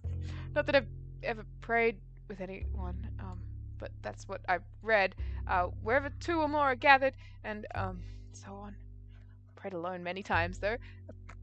Okay, and really, I suppose I've never actually been alone, because I was here, and there were so many of you here all along. You've all been praying as well, so a lot more than two are gathered here. Not just in the chapel, I mean, but in the abbey generally. You've all probably spoken with me before. Or maybe not all. Maybe just some. I may have offered you all spiritual advice through the hagioscope before. Or, not that I could tell who was on the other side of that, by the way. Your deepest questions have always been safe with me. Oh, gee, this is giving me a secondhand panic attack. Yeah, just trying her fucking hardest. felt I'll never be able to tell anyone anything embarrassing, not to imply that anyone has asked me anything embarrassing. And I hope my advice has helped all of you, or however many of you I have ever offered it to. And if you were ever wondering who was giving it to you, it was me. Here I am. I, for some reason, that eludes me to this day, thought it might be best to end with a little flourish. Ah, Jesus. I want to dive on her like a grenade.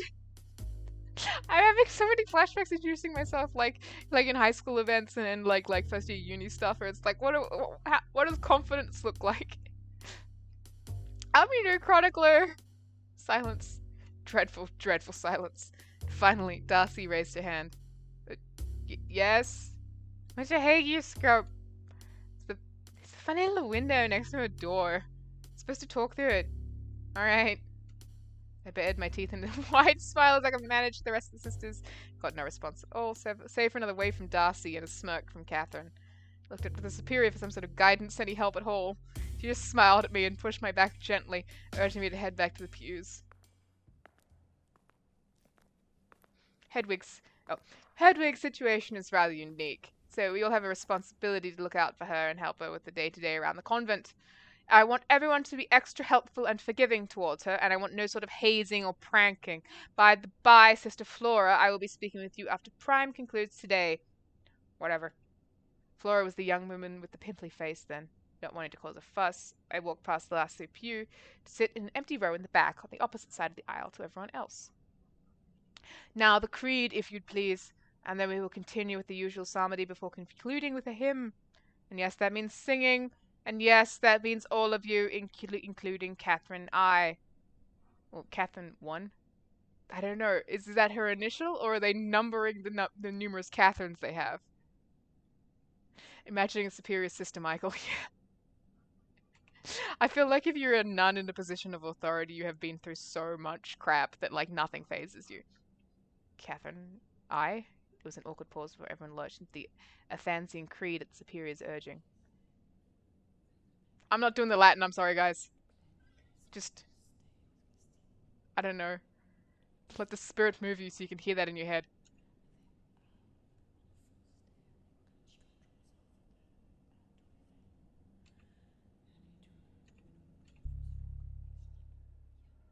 Remember when we just had to sing in Latin?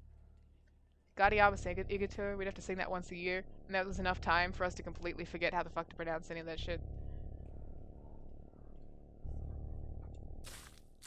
Oh, fuck. I vomited black bile all over the flagstone floor. She's allergic to either the outside world or Jesus. I just got an achievement that says overstimulated. It really be like that. What the fuck do you mean you could bust out Gaudiamus Igitur right now? That's terrifying. Why do you know how to do that? Don't fucking start chanting in Latin in my chat. Hello? Oh, somebody named Moira. Okay. We're gonna take a little break for a moment. I'm just gonna save. Yep. Because I need to go to the bathroom. Jules, you're welcome to stay here and just sing in Latin. or also go to the bathroom and get some more tea. I don't know. I'll be back in like 10 minutes or so. I'll refill my teapot. Auf Wiedersehen.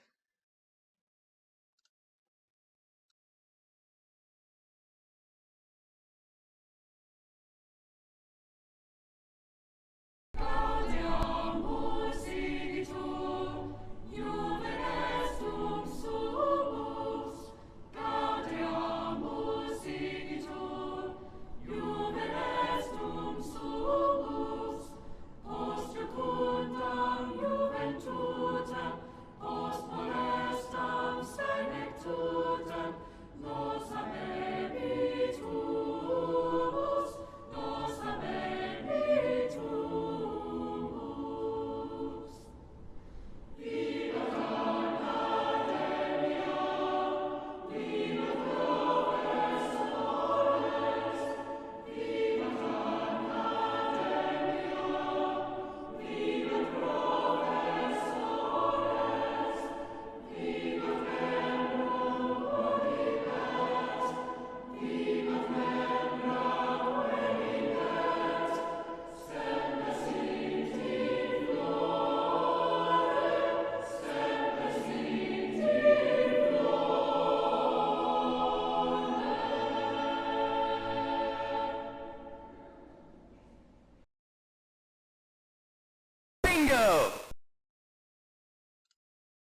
Okay, yeah, I'm back.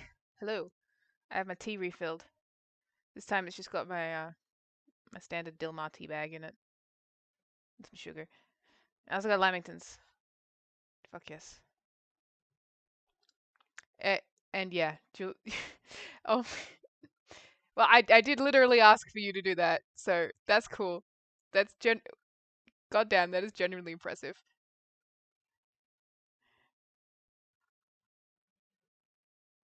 Yeah, there was something about where it was like long academia, long live professors, and I remember like every time we were singing that, everybody was like, what the fuck are you making us sing this for? This is so wanky."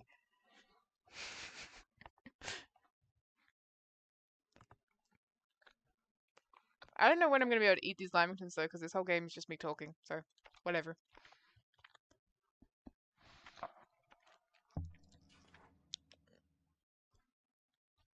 But let's get back into it. We have just bathed in church, and now someone named Moira is trying to help us. Can you hear me? My name's Moira. This is an impolite manner of introduction, but say something if you can hear me.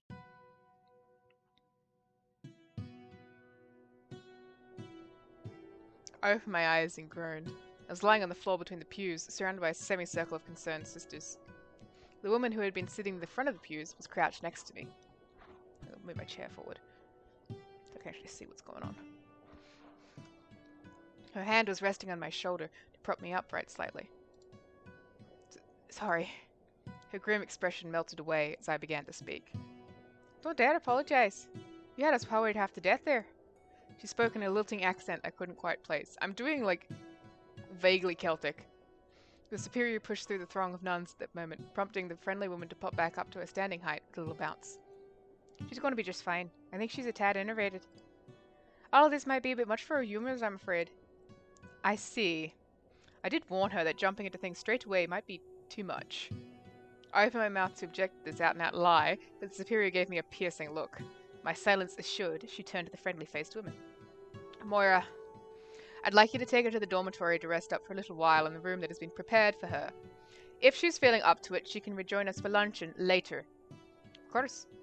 She leaned down to offer her hand to me, which I took. I staggered back to my feet, hiding my gaze from the crowd. What a disaster this had been so far. I took a deep breath, caught just a hint of the foul stench of bile. Oh, that's bad when you throw up and then you got like bath mouth and it's just like, I can't escape. My baffling speech, falling asleep during service and throwing up in front of everyone. Even those were people I were meant to suspect, I felt as though I'd been humiliated in front of powerful royalty. They're just a bunch of like this is it's Weird Girl Wednesday. Like this is an abbey in the 15th century. This is just a strange women collection. Like it's fine. You're fine. You're at home. Surely there'd be no climbing back from this. I just realized I'm peaking a little on my mic. I'm just going to lower my voice a little. So, yes. Well, I suppose that means the office of Prime is concluded. It was an approving murmur from everyone. Amen. The murmur morphed into a half-hearted amen. They just throw up and everyone's like, amen. As everyone began to shuffle outside, Moira kindly offered me her shoulder for balance. You'd better join us for lunch. You'll barely weigh a thing. It had started to rain over the course of service. As we passed the threshold of the chapel's side doors back into the cloister, I could see Margaret and Catherine huddled together talking somewhat conspiratorially. Yet they seemed like they got plans, they got things going on. Margaret noticed me and raised her eyebrows, prompting Catherine to turn to face me. Do you feel better soon, dear? It's been a pleasure so far. And no hymns. Amen is right, eh? Oh, Sister Margaret. Since we've let out a little early, surely you wouldn't mind cleaning up our newcomers' mess? I believe there's a mop and bucket in the workshop. You diss hymns, you gotta scrub bath.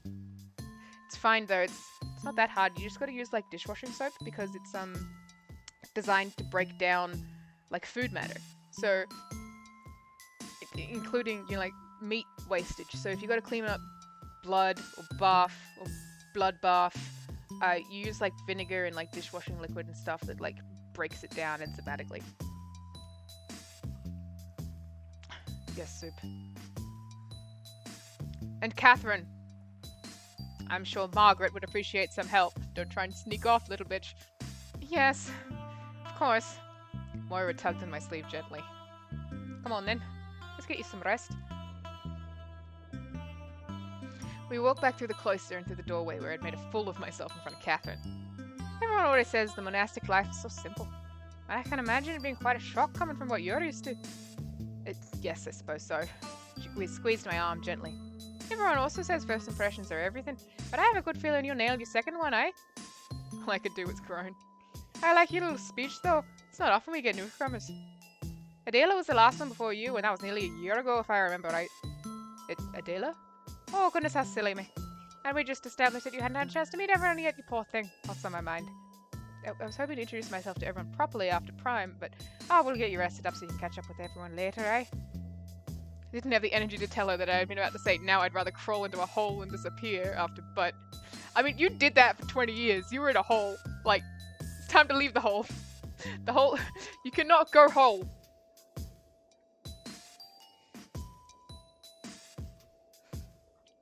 Don't know whether it was because I'd fully grasped it after the first go-around, or if my current state was so weak generally that Moira wouldn't have noticed, but I made it up the stairs this direction without comment. Well done. Here we are. This is where all of us sleep. Minus the superior, of course. We made a room up for you already. She swung open one of the wooden doors. A small, meticulously cleaned dorm room waited. It had a similar straw mattress on one side, a little window, and an empty bookshelf next to the little reading desk. It's much smaller than the cell I had spent my life in. Oh man. Downgrade. You can go outside now, but your room is worse. You could probably fit 2 people in here comfortably for a chat. 3 if one didn't mind sitting on the bed. Well, I suppose you're probably familiar with all that. Oh, so like she's talking to us. I'm curious about who the perceived audience is, because she's like narrating this 1 year after it happened to an audience that's like familiar with this sort of thing. It's not much. Well, mostly we just sleep in these. Tugging my arm again, she led me over to the mattress and urged me to sit. You're on my palate still. A nap before lunch should do you some good. What about Terse? Or Sext? Oh, when I slept through mountains last night. Oh, don't you worry about yourself something as silly as the hours. You're not used to moving and talking and, well, living so much. Yeah. You need some rest. But prayer, for peace sake, don't be silly. I'm sure he would understand. Didn't have the energy to argue, but I knew all too well that God does not look kindly on those who take advantage of his kindness. Prayer is a privilege, after all. You have a fresh frock, by the way. I can go get it from you for a new cell if you like. No, actually, just the one. Someone would come and collect it to be washed every few days. Oh, never mind then. Give it to me and I'll have it washed. I can turn around if you like. Nothing I haven't seen before, though. Fucking nuns. I've seen tits. She made a show of spinning around before I could argue, so I gingerly undid my habit, stepping out of it and collecting it together in a rumpy little pile. I got a bit naked apart from my coif, which is an image, which I left affixed to keep my head warm. All yours, I suppose. I'll have a bath drawn for you as well. You really don't have to. You're not my chambermaid. She stroked my forehead before bending down to scoop up my clothes. I flinched at the sensation. Well, it was a friendlier gesture than Catherine's thumb assault. It was no less alien. Nonsense! It's what we're meant to do around here. For each other and for any visitors in need of aid. Well, thank you. She was right, of course. In my delirium, I'd forgotten the worldly purpose of monasticism. I'd been shut in my cell for so long, so focused on myself, I'd completely ignored what it was the Abbey was here for in the first place. Don't mention it. Do you get many travellers here? People in need? I must admit that I don't actually know quite where we are, exactly. Sat down on one end of the bed. Not many. We're quite isolated out here. Out here? Our closest village is quite a trek, I'm afraid. We have visitors occasionally and supplies sent to us fairly regularly. We do have to be a little self-sufficient. Where are we, exactly? Oh, the nearest village is called Limbarrow. We're on top of a hill, right away from there. Limbarrow. Oh, you heard it? We're at a bit of a hamlet, so I wouldn't be shocked if you hadn't. I have to confess, I don't know many English place names at all, besides, well, London. Limbarrow, though, it sounds nice. Certainly rolls off the tongue. It didn't always. I hear the folk whittle it down from Lindisbarrow. Accents are funny like that. Yeah. We want some Worcestershire sauce. Have you ever been to London? Never. Superior came and brought me news about London a few times, that's all. Clerical things, church business, I never really understood. Oh, I see. How strange it must be to you right now. Oh. Like Lindisfarne? Yeah, I don't know how to pronounce that. But yeah, English place names.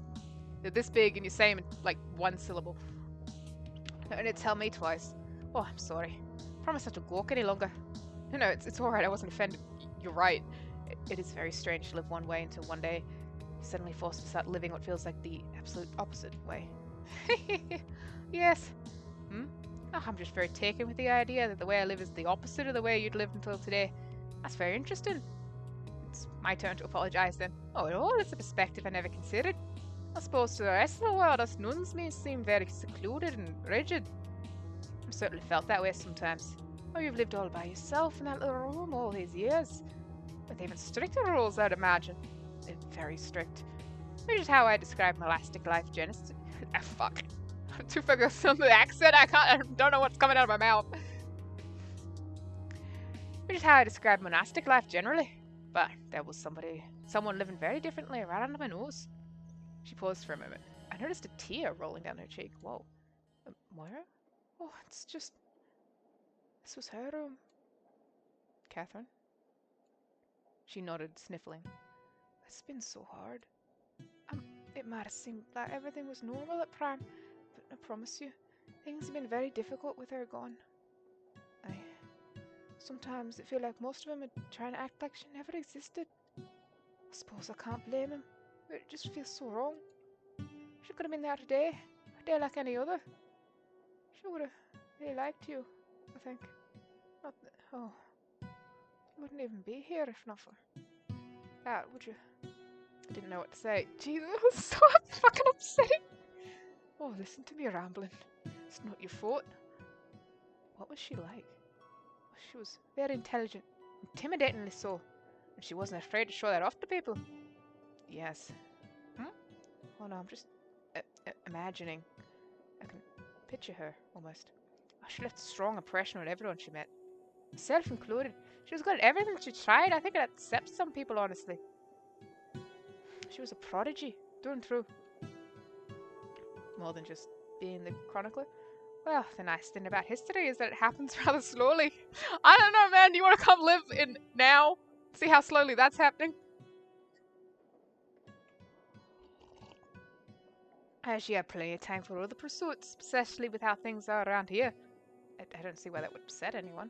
I wouldn't dare say for certain she upset any of the others specifically. That's just a sense I've gotten in retrospect, perhaps. I nodded. Precious as I held them, my conversations with Catherine through the hagioscope had a certain friction that I could imagine being amplified. Friction. Yeah, sure. I just don't understand why they're so sure the poor boy did it. She gave me a weak smile. You might have been able to rest up in the hospitalum if not for him. It's a wee bit nicer there than the dorms, I have to say. You don't think he killed her? Oh, I don't know if I go that far. It's less of a suspicion and more just... It's hard for me to reckon with purest, random evil. Catherine was so good, wise and kind. For a lad to just murder her on a lark? I can't accept it. You'd have to have a reason, surely. Otherwise, the world is a much darker place than I believed. Certainly a much dimmer place without Catherine. Oh. I sat in silence for a moment. I didn't dare rebuke Moira, nor did I have the energy. But as well as empathy, frustration was bubbling inside of me. I could fix these misconceptions. Evil is everywhere! Demons are everywhere! Life is so scary and hard! The Lord saw that the wickedness of man was great in the earth, and that every intention of the thoughts of his heart was only evil continually. Genesis! Basic! Elementary! The very foundation of our faith!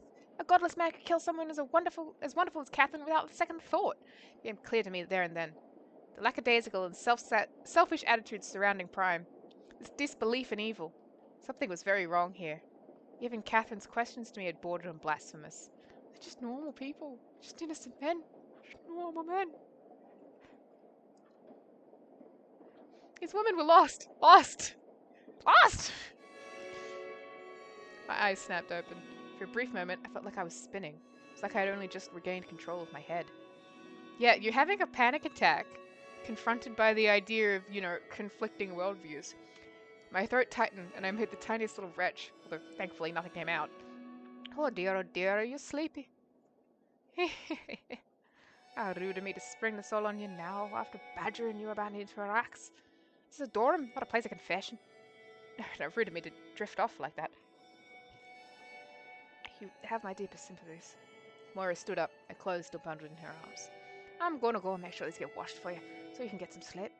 I'll send someone to collect you and show you where the baths are. There's some fresh night clothes under your bed. She made a few strides to the door and turned around one more time. And I'll ask Darcy for some mint. Good for an upset stomach. And for breath. She gave me an impish little grin. Well, you said it, not me. I must look mortified because she immediately became apologetic again. Oh, don't take that the wrong way. It's not your fault you've been sick. It's all right. Thank you again for everything. She closed the door gently, smiling warmly. I was left alone with my thoughts again. I must admit that I had been feeling pleasantly pampered for a moment before the mint comment. Oh, and a bath. They're really so disgusting. Of course I was. I was a complete mess. Unclean, irritating, always saying the wrong things. Okay, relax. Disrupting prime, expelling foul bile everywhere I went. That is weird. You're probably, like, unwell. Like, physically and mentally. There's a lot going on for you. What a mess.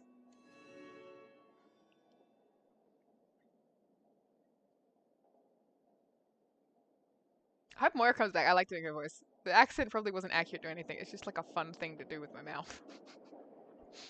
Finally, I got some real rest. I was simply too tired to rehash the embarrassment I had incurred over the course of the morning for a fifth or sixth time. And sleep finally took me. Hello. Hello.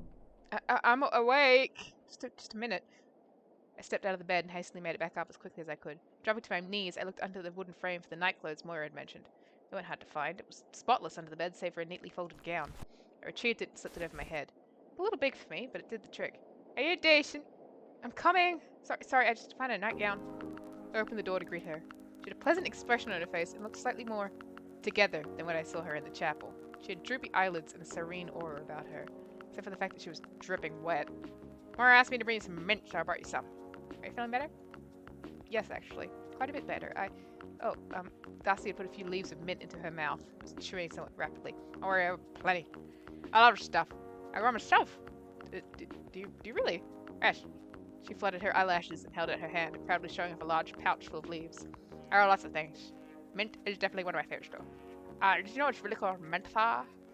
No, I didn't know that. She offered the bag up to me and reached aside to grab a few leaves. I really like her too.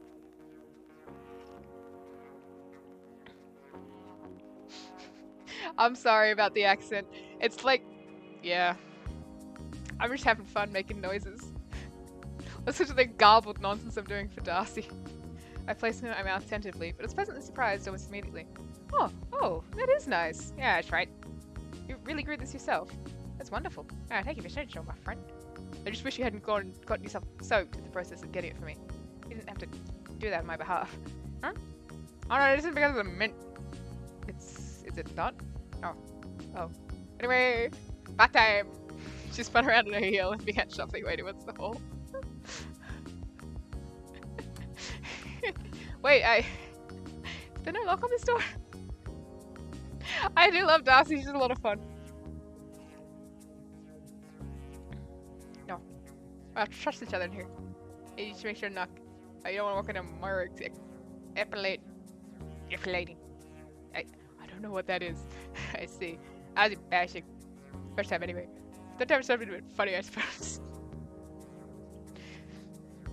I suppose I didn't have any possessions that need to be kept away from prying eyes or fingers. I think it's hair removal? Oh, yeah. No, but they were habits. Oh, is she like... I think she's like plucking, like her eyebrows or her chin or something. Mustache, maybe. Yeah, that's epilating. That sounds like that would be that. Darcy moved quicker than I would have expected. You could scarcely see her legs moving underneath her habit. She seemed to glide wherever she went, bobbing up and down ever so lightly. I followed, still feeling a touch indisposed. Didn't know my way around the Abbey. To be walking around in a breezy nightgown felt wrong, perhaps even disrespectful. I tried to make some conversation to distract myself. This is a very nice Abbey. Actually big and cold, probably haunted. Wait, what? Well, actually that's not true. It just gets a little hot in summer when it's heading into the cloister. It's in the middle of the cloister. Wait, what do you mean haunted? Actually probably haunted. It's There's just no such thing as ghosts. What makes you feel like the convent is probably haunted? There's a lot of weird noises at night when I'm alone walking around. And even move around on their own sometimes.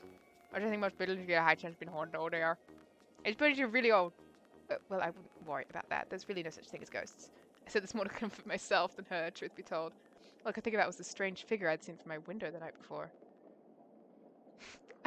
I like how Darcy's approach to hauntings is just like, probability speaking, it's likely haunted. I mean, like, look at this place.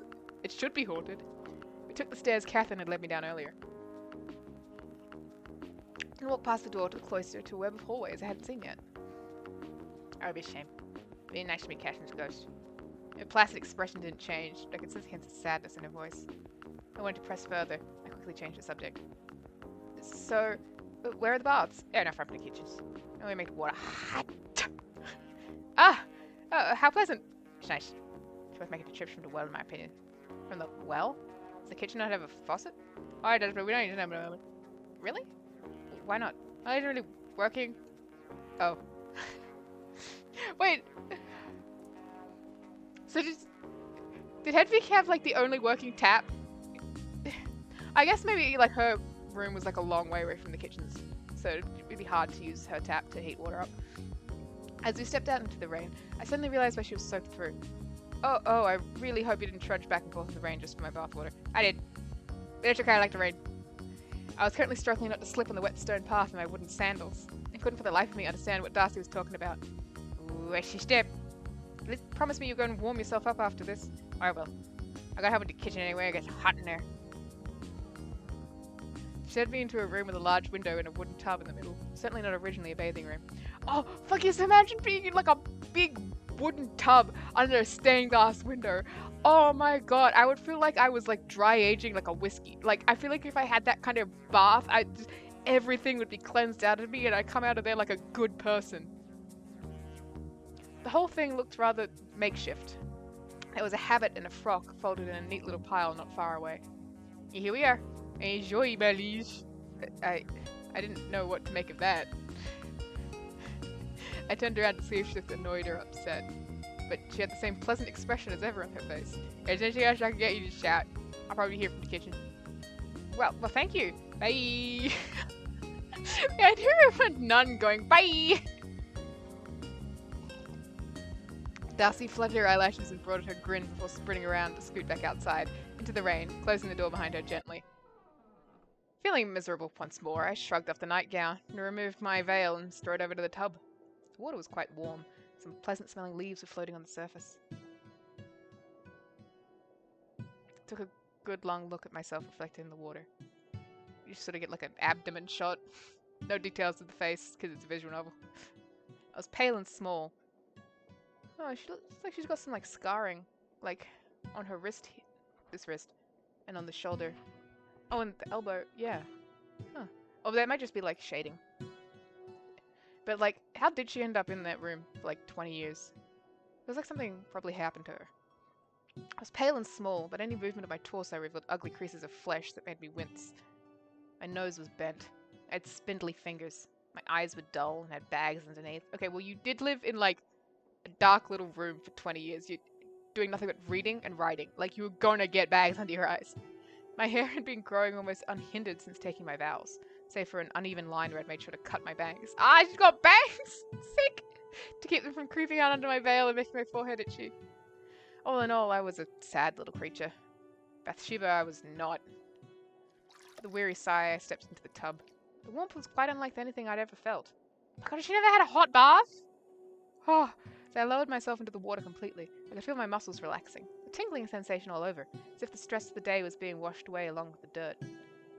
Fortunately, this relaxing effect didn't extend to my head. God, dunk. Ever since the superior knocked on my door, it felt as if all my thoughts had to be squeezed through a narrow tube one at a time, and I had forgotten each word that made it out of my mouth by the time it was said. I was completely off balance. I even tried sticking my entire head beneath the water to see if I had the same cleansing effect on my mind. Oh, well, she did what I told her to, and no such luck. Surprised she could see it all after being in one room that long? Yeah, I guess, like, she did mention that she had a window that got, like, sunlight, if not direct sun. And I guess like looking out that window, she mentioned she could see people on the hill outside the window, so that would practice like long distance. But like I would feel like she would definitely need lenses, and like Darcy has glasses, so I feel like I don't know, maybe it'll come up. Raising my head above the waterline again, I tried to organize my thoughts slowly as they came. I'd made a complete fool of myself in front of Catherine and Margaret. Well, in front of everybody, really. I'd made Maura and Darcy waste their time attending to me like servants. I wanted Darcy had made that crack about my liege. They're probably all fed up with me already. They're making fun of you because you knew. It's relaxed, it's fine. But one of them was a killer. Why did I care about any of that? This place was in complete shambles. Sister's taking the Lord's name in vain. Okay, relax. Flagrant disrespect for the abbess, the soup. Skipping matins. No, in fact, disregard for the liturgy of the hours in full. Total lack of familiarity with basic concepts from scripture or the proper procedure for bending monastic communities. And murder! That was the top of the list. The hell with all of them. Fuck you guys, I'm going back to my hole. Dunk my head under the water again and exhaled as hard as I could, in a feeble attempt to expel the rage building inside me. It worked, somewhat. A feeling of deep embarrassment replaced my anger. I leaned back and stared to the ceiling, ashamed. I tried to push every thought away, both guilt and anger, to try and enjoy the rest of my bath. It really was nice. I wouldn't mind it if someone brought the tub in here for me. I might never get out. Oh yeah, because like she's telling the story. It's 1 year from these events. She's back in the hole. Say, while I have you here, would you like to hear a different story? It's shorter than my own, don't worry. Won't be too much of a detour. Oh, cool. I'm sure you've heard it before, but it's one that I've been thinking about a lot lately. It's a Bible story, of course. You, of course, know of Elijah and Elisha. Elijah ascended to heaven, and Elisha inherited his father's spirit, the sphere of God, with which he was able to perform miracles, and so on and so forth. He could part waters like Moses, and heal blighted lands and rivers. There's a passage describing a journey to Bethel that amuses me. You know what I'm speaking of, yes? Forsooth, Elisha went up from thence into Bethel, and when he went up by the way, little children went out of the city, and scorned him, and said, Go up, thou bold one! Go up, thou bold one! And when he had beheld, he saw them, and cursed them in the name of the Lord. And 2 bears went out of the forest, and rent 240 children off. I didn't know this Bible story. I'd heard of Elijah and Elisha. I did not know about Elisha summoning bears to attack children who called him bold. Soothly Elisha went from thence to the hill of Carmel. From then hence he turned again to Samaria. Oh fuck. 42 children torn apart by angry bears at the behest of Elisha. That's rather extreme, isn't it?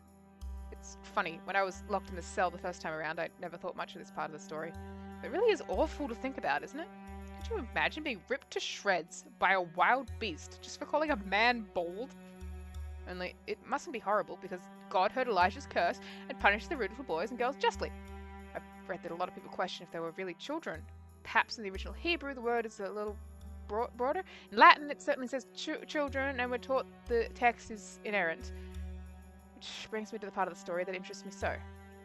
The text is inerrant, but the Bible as we know it is a translation. So surely there is room for some error.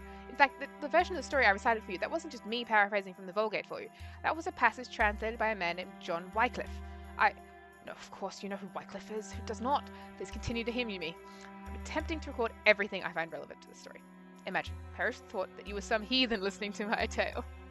You'd appreciate the explanation, would you not? This is how I was trained to write chronicles. Do try and put up with me if I sound like the superior. Anyway, as it was written in Latin, the story is as follows. Again, I'm not reading out Latin.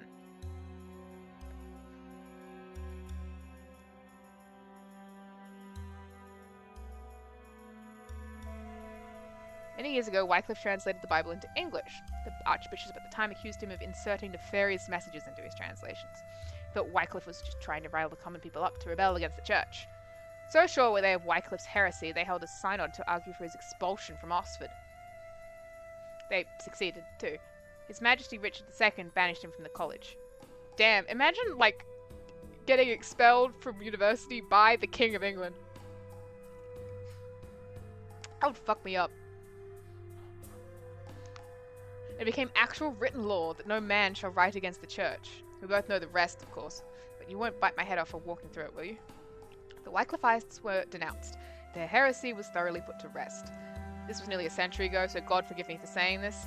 Wycliffe had some interesting things to say about translation that often rattle around in my head. But I've got very sidetracked here, haven't I? Oh dear.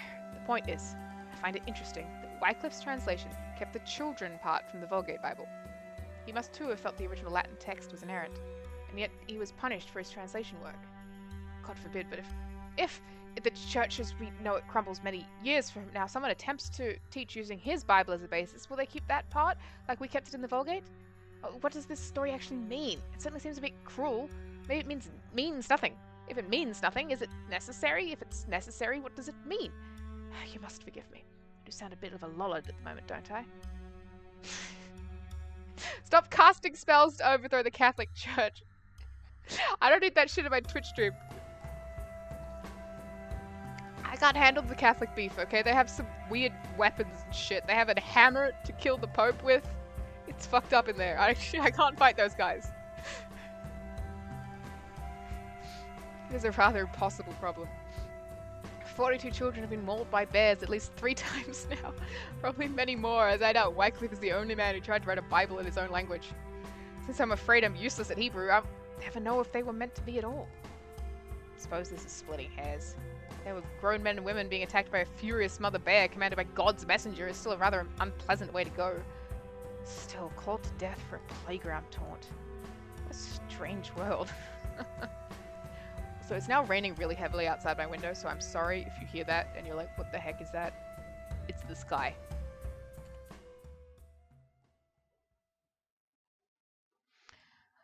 So you had indeed already heard all of this before. Well, please forgive me for taking more of your precious time. Like I said before, you'll permit me a small indulgence here and there. I appreciate that, and I'm also kind of in awe of the fact that you seem to have authority over usage of the papal hammer. That feels like there is like one guy in the Catholic Church, and that's like his whole job is to be the keeper of the hammer, the smasherant or something. Even if I was not completely refreshed in spirit, the bath certainly did wonders for me physically. I could no longer count each individual bone in my body aching, at the very least. The noon bell rang. I stood up in the bath, scanning around for a towel of some sort. I spotted one, a simple piece of linen cloth, folded next to the habit Moira had washed for me. I stepped out of the bath while the bell was still ringing, and dropped to my knees, resting my elbows against the edge of the tub with my hands clasped together. I began reciting the palms for sext. Latin. Latin, Latin, Latin, Latin.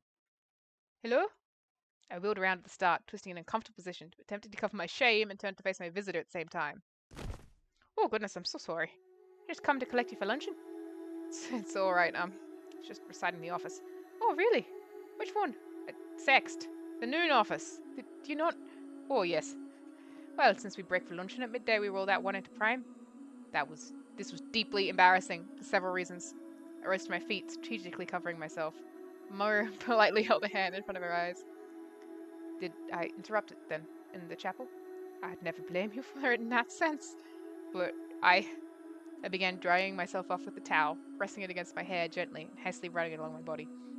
I must confess, I'm a little behind on all the offices today. I slept through Martin's as well. Martin's? Oh, don't you worry about yourself about that. You're all Martin's into prime as well. What? I flung the towel to the ground in shock, so dismayed I was. Moira, still holding her hand in front of her face, let out a nervous giggle. That's fairly normal as far as I know. Morning prayer and evening prayer. If we spend all day following hours to the letter, we never get anything done. Or any sleep at all. Were you really getting up in the middle of the night to pray? Yes. And dropping everything to recite psalms throughout your day? Yes! Oh my goodness, that's so fair. Superior never told you about how monasteries condense the hours? The bishop didn't either? No. I find it hard to believe, to be perfectly honest. How often do you take communion? Whenever the bishop is here, so every few months or so. This almost knocked me back onto the floor. I was used to receiving communion once a season, but I had been under the impression that I was a unique case. My needs differed from the rest of the sisters. I had been in a permanent and all-encompassing relationship with the god. These women did not seem to have the same devotion. I finally remembered that I was standing there like a fool and began to put my fresh clothes on. I smelled and felt lovely. Little dried leaves fell out of the sleeves and robes as I lifted them. I bent down to pick one of them up after I'd slid the cloak over my head. Those are from our garden. Aren't they nice? Extremely so. You really don't recite the hours as written. This isn't, I don't know, a prank? Why would I pull a prank on you? I have no idea. Superior just put the idea in my head, I suppose. Morning prayer. Oh, of course. Flora's the one to watch out for. She's full of youthful vigor. Or Darcy. Or, well, Catherine. Or Margaret. She looked sheepish. I can see why you might be wary of practical jokes, but please believe me when I tell you condensing the hours in the morning and evening prayers is fairly standard practice around monasteries these days. In fact, I think it might have been for a long while now. I suppose I'd have no way of knowing otherwise. And well, it's accepted. I don't think everyone's gone to hell for rearranging the calendar, if that's what you're asking.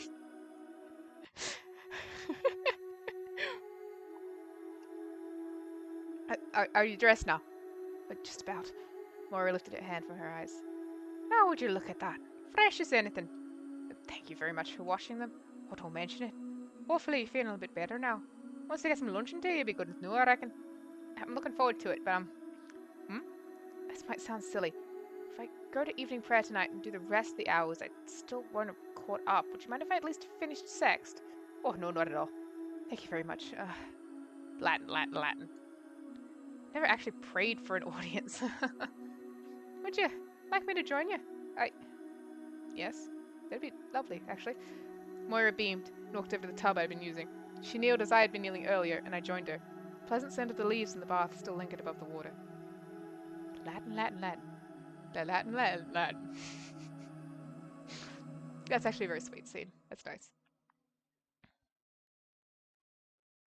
We completed the liturgy and left in silence. I felt bolstered by the light of the prayer, and the bath and the fresh clothes had left me feeling warm and content. Moira strode in front of me, leading me to the rectory. Oh, it looks like it stopped raining. I mean, in the game, I can still hear it raining outside. When we arrived, I took a deep breath. Bathing in prayer rejuvenated my body and spirit, but I was still nervous about facing everyone, both because of the harrowing events of the morning, but because of my mission. I hadn't forgotten. I just had no idea how to begin. The rectory was a long room with a high ceiling.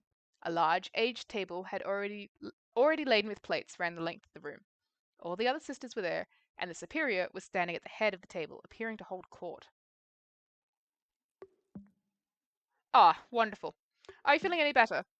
Yes, very much so. Moira beamed and gently guided me to the foot of the table, where a stool was waiting. Oh, I couldn't. Please sit, so that everyone may be introduced to you. Properly, this time. This was the last thing I wanted, to be perfectly honest, but I obeyed. You smell nice.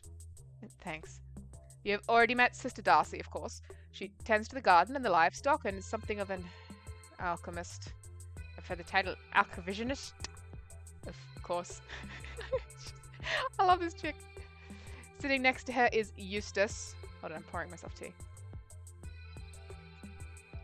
Charmed. Eustace is our sacristan and librarian. We actually have a great many rare books stored here that need to be taken care of. Fuck yes. And read, most importantly, not all of them have been catalogued. I am sure you and Eustace will get to know each other very well. She will be of great use to you as our new chronicler. This is Sister Flora. She's our youngest oblate. She's 19. Are you really? My goodness, time flies. Wish. I'm stuck here for 5 years now. Now, really? Stuck? Yes. Stuck. Well, she has not yet found her calling, but the youthful spirit of rebellion gives Flora the energy to help out with various tasks around the abbey. You have met Moira already, of course? Yes, indeed. Moira is our infirmary, but also serves as our chamberlain and our hosteler on the rare occasions we have visitors. I'm the closest thing to a doctor here without, well, being a doctor, you know. Yeah, having a man here, you mean? Thank goodness for that, Polite laugh went around the table. On your right, Hedwig, is Sister Marta. Marta has actually had many roles here, even before I was the prioress. She was the chronicler before our last, and has also been our cantor. You can just say that I'm old. It's no secret. Oh, I wouldn't dream of it. You have much wisdom and many surprises left in you, Sister Marta. What do you do nowadays? I try to enjoy what's left of my life, dear. You run the cellars, you mean? I said what I said. A damn fine job running the cellar you do, I say. This is Sister Charity, who is, rather fittingly, our head almoner. Although there's not much of that to be done around here, I'm afraid. I mostly strive to do the same as Marta here. You help in the cellars? I enjoy life. Next is Sister Margaret, who I really like after meeting her for like 2 minutes. We've met already. Margaret is another almoner who helps in the cellars. Also helps in the cellars. I'm a precentor as well. I helped Catherine a lot with her writing. Margaret is very talented. She was also our first foreign oblate. Thank you very much for explaining that on my half soup. Anyway, it's not completely true. It is completely not true. In fact, oh, Sister Adela, I thought you were born in Spain. I was indeed born in Spain, which is another country. I was born in Spain as well. What I meant was, this should be good. You actually know where I was born, Soup. Oh god. Don't call me that. And of course I do. You're our first oblate from outside the usual... Here. The typical sphere of people who devote themselves to monastic life. Just say Christendom, I guess. Well, actually I don't know where Margaret is born, so maybe she was born in Christendom. How large a sphere, your reverence? That is so true, Darcy.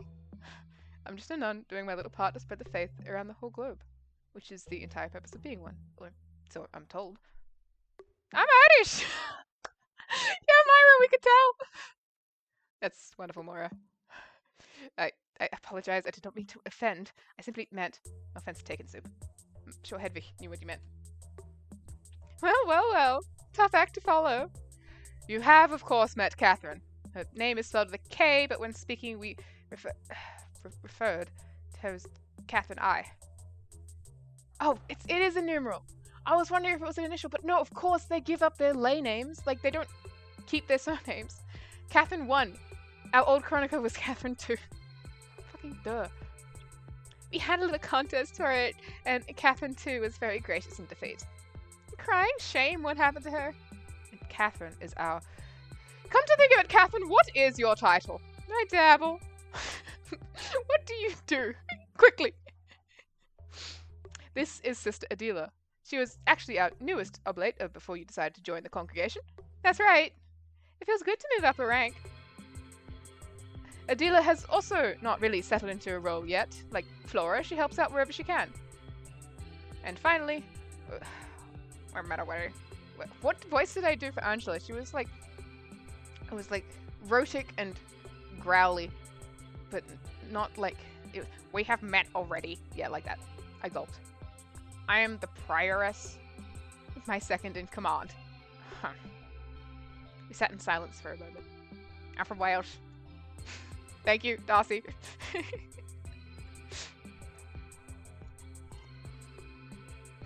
Common Welsh dub. Now that we're all caught up, everyone's head bows instantaneously. I'm going to be saying grace, it's probably in Latin. I hastily lowered my head as well to join the hushed whispers. Let us eat. Oh, they didn't say grace. On my plate were 2 thick slices of bread, far thicker than I'd ever been given in my cell. Or some kind of boiled meat, a crumbly hunk of white cheese. Skyrim meal! I glanced around. Everyone was already digging in with their fingers. I followed suit, starting with the bread. It was light and fluffy. It was a crisp crust. A finger appeared above my plate suddenly. Duck. What? The meat is duck. With herbs. Herbs. From your garden? That's right. I pinched off a piece and marveled at how juicy it was. Put it in my mouth and was overwhelmed. Boiled duck. I'm wondering what that would be like. With herbs. Wow. I helped. Here, you killed the duck. Well, yes. Because you cry if you have to do it. That's right. I raised him and I named him and I love him. You really shouldn't do that for starters. Name him. Yes, oh, love them. I'm gonna name just this thing. That's true. I want to name something as impossible to love it. What was this duck's name? I'd offer my compliments if they were still alive, anyway. Now, Chloe. She doesn't let me tell her which ones are being slaughtered. Hang on, but you're still... She figures it out eventually when she checks in on the animals. Look, it makes sense. That doesn't make sense, Darcy. I'm going to be a little sad about it no matter what, but I can't stop it from happening. I can put it off, so I'm not sad about it at lunch, which is a horrible time to be sad. This is a good point. No, you're going to be sad later, not make you sad now. No. Why? Why? Because your duck tastes good. This is how my brain works. I like schedule things like if I know I'm gonna have a good meal, I'm gonna be like, okay, I need to like dedicate my entire brain space to this meal. Especially like duck. When the fuck am I having duck? Unless I'm like out at a Chinese restaurant with like 50 people and we're ordering Peking duck. So I've got to like schedule my feelings to like focus on how good this shit tastes. Such an excellent character decision to have a nun that goes three mouth. Yeah, it really is. I really love her, and I love the way her like dialogue is written. I don't know, like it really evokes a voice in my brain. The voice I'm trying to do with my voice, but like it's so. She's such a specific character, very well evoked, and very funny. That's our Das. Dash our dash. Everyone continued eating in silence for a moment. How do you feel about the differences? How do you tell the difference between animals? Knowledge. I shuddered involuntarily all of a sudden as I felt a hand beneath the table tapping my knee. I looked over to my right at Marta, who smirked. She tapped my knee again as the others continued their conversation. Is it difficult killing the ducks? Not really. Not much of a match for me, if I'm being honest. I suppose you have a knife in that situation. Sure, you could easily defeat a duck even without a knife. What about 2 ducks? Oh, absolutely. 3? Again, definitely. I think you all really overestimate how much damage a duck could do to me. I'm an adult woman. Tapping on my knee continued. She's still smirking, tilted her head down, indicating I should look lower. I did, and saw that she was holding a handful of something. Standing, finally, I held up my hand. She nodded, returned to her meal. Ducks can be really mean. Have you ever seen an angry duck? Yes. I don't love being killed, funnily enough. But they can, like, see you coming. They know they're about to die. Oh, I don't have to ambush them if that's what you're wondering. I actually figured out by the time I picked them up by the neck and put them on the chopping block, though. How would one sneakily attack a duck? Very easily, probably. They're ducks. But you don't attack them that way. Correct. Why not? Again, I feel like you're also really overestimating the power of a single duck and underestimating me, a fully grown woman. How many ducks would it take before you'd think you'd lose? This is like 10,000 rats versus 10 lions, you know, that sort of argument. I could defeat every duck. It should be not a problem for me. Every duck in the world? Come on. I could defeat infinite ducks. They're small and they have little necks. I could kill a duck by accident. It really doesn't require any measurable amount of my strength. She's one of those people who's like, I had to register my arms as weapons with the government. They're so powerful. You would get tired eventually. I would not. What about a swan though? That's a question. See, here's the thing. Swans mean bigger teeth, but on the other hand, very long neck, a very large hitbox. You're talking as if they're ants. I think it requires a little more energy to kill a duck than an insect. Especially if there are a lot of them all at once. I would swing my arms. I would kick out my legs. A group of ducks would crumple immediately in a fight against me. Okay, now I'm thinking about you killing a duck. It's making me really sad because I imagine you killing a duck and you have to have a huge kicking punch and love the ducks. I hate this conversation now. Sorry, Darcy, I didn't mean to upset you. We're speaking hypothetically here. I'm not going to kill all of your ducks. Okay, thank you, Fusus. She's not going to kill them all at once, anyway. Just the ones we need for food. She's trying to get out of it. She thought we wouldn't notice. Hedwig. Madam? She stood up, holding her empty plate. I would like to see you in my office when you've finished eating. I didn't know what they were. I just stuck my hand out. I beg your pardon? Oh, nothing. Silence. Hey, just dried apples, dear. Oh. Oh, what? Come on, Marta, give me something. Absolutely not. You little cunt.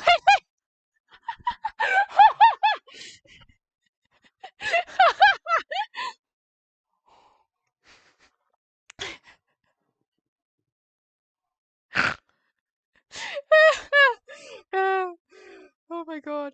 Yeah, she's a legend. Marta! Crown. Got a snipe. Runyon. That's enough! The superior looked irritated. Flora and Marta looked as if they were having a grand old time. Hedwig, I'd just like to speak with you privately about your new duties as chronicler, now that you're feeling better. Oh, yes, of course. Thank you. One of the others will show you where my office is when you are ready. She strode out of the room magnanimously. Take your time. Enjoy the rest of your luncheon. I started nibbling on some cheese. Yeah, Marta's Australian. I'm already using my natural voice for Hedwig, so she's got an Australian accent like, I don't know, 200 years before that was even invented. I'm happy to share the apples if you don't like. There was a dull roar of agreement from everyone in the room, except for Angela, who had been pretending to know everyone for the entire meal. Broke up the handful of dried fruit into 2 plates and passed either side of me, keeping 1 piece for myself. Thank you kindly. So, now that the elder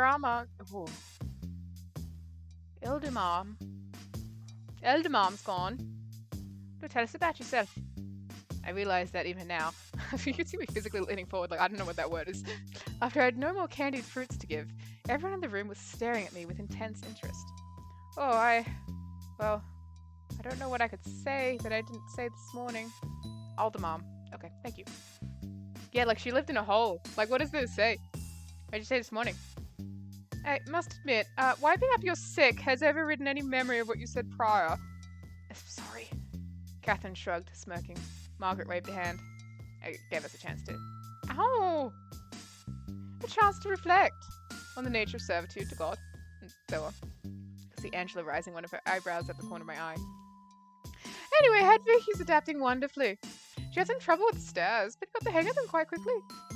Hey, imagine you have some trouble with stairs. You've been locked in a little room for that long. Yes, whereas we're all locked in a big room, aren't we? With each other for company. Those two, I feel like you can say that about any combination of characters in here. Locked is a strong word, Catherine. You're right, as usual. We aren't locked in. The hill is more of a moat. Honestly, you sound just like Flora sometimes. Alright, hill. I'm not sure the metaphor is necessary. Metaphor! That's a big word. It's expected, however, from our resident librarian, Kombucha. Kombucha, it's a drink. On the subject of ducks, I was merely speaking in hypotheticals. Well, that's another good word. What does hypothetical mean, Eustace? I regret saying anything. I'm being earnest. He's mind control. I'm thinking of hypnosis. 3 for 3. A loud jeer went up around the table. Darcy, let me out, please. Eustace scooted her chair back with a loud squeak and stormed out of the room. Oh, come on, Eustace, please come back. Perhaps this is rich of me to say, but I think you lot don't know when to lay off sometimes. I don't understand in this case. One minute she's talking about fighting ducks, and now she's upset we're joking about fancy words. Bad timing, I think. He's doing her best, but she's quite torn up. We all are. It's horrible. Hedwig, dear, if you don't know. I know. As I said, she was joking about killing ducks. I would have thought this would have been worse than joking about words. You're young. It's never the obvious thing that reminds some folk of brief past. Eustace is a librarian, and Catherine was the chronicler, of course. Peas in a pod they were. Not just them. We'll miss her very much. It isn't a competition! Flora looked as if she was about to mouth off in response, but at that moment, Eustace re-entered the room carrying a large wooden bowl. What the hell happened in here? We were wondering where you'd gotten off to. We were worried you're upset. Eustace said nothing as she walked to the table with the bowl, smiling gently. I was playing dirty use. I have no idea what you're talking about. I forgot I'd made this to celebrate our newcomer. That's all. I believe you. Gilead? After you've all had candied apple. Goodness.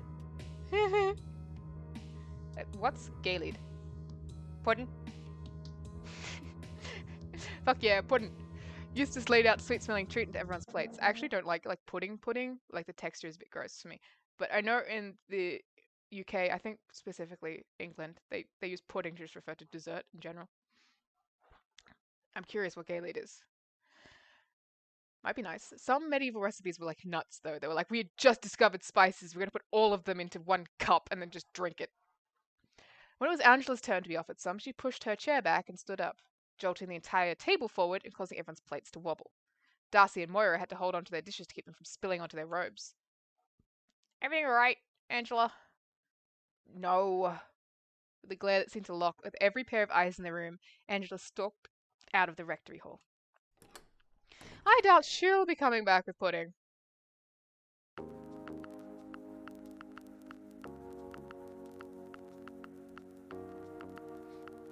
I was in considerably higher spirits after eating. I excused myself after finishing the Gaylord. I felt a little self-conscious about how long I was taking to meet the superior. Though there had been a few awkward moments, I didn't really want the conversation to end. Are you making friends? Still, feeling like I should be responsible and punctual, I excused myself partway through a continued discussion about what animals Eustace could best in hand-to-hand combat. Darcy helpfully volunteered to show me to the office. It's on the first floor, further down the hallway. She'd taken me down on the way to the kitchen and the bar. Here you go. But thank you. And thank you again for the mint as well. You've shown me around before. Oh, I have cooked lunch. Oh, well, thank you for that as well. I didn't make all of it, but enough that it's settled here. Thank you for the others, and thank you from you. Oh, well. In you go. In you go! Enter! I opened the door and slept inside. Darcy watched me with a big grin still plastered to her face. Superior's office was small, but meticulously kept. It was rather plush compared to the rest of the rooms I had seen so far. Oh, well, corruption in hierarchies of the church? Who would have guessed? A ground window looked out onto the garden, and there was a door off to the left that I presumed led to a private bedchamber. She has a private bedchamber, not just like a cupboard with a mattress in it. Superior herself sat at a thick oaken desk in a rather ornate chair. How are you feeling? Oh, much better, thank you. Good. Good. How has your morning fared? Setting aside your little fainting spell. I rummaged around in recent memory for a reassuring anecdote. Oh, it has been an interesting experience. I managed to run straight into Sister Angela on the way to the chapel. Sister Catherine introduced me to Sister Margaret. Those two. Try not to let them rope you into any schemes. No, of course, they're both incredibly adept at sneaking around. Both of them have managed to scare me witless with their creeping. Oh, I'm relieved I'm not alone, then. Indeed. Do you have any leads yet? Leads?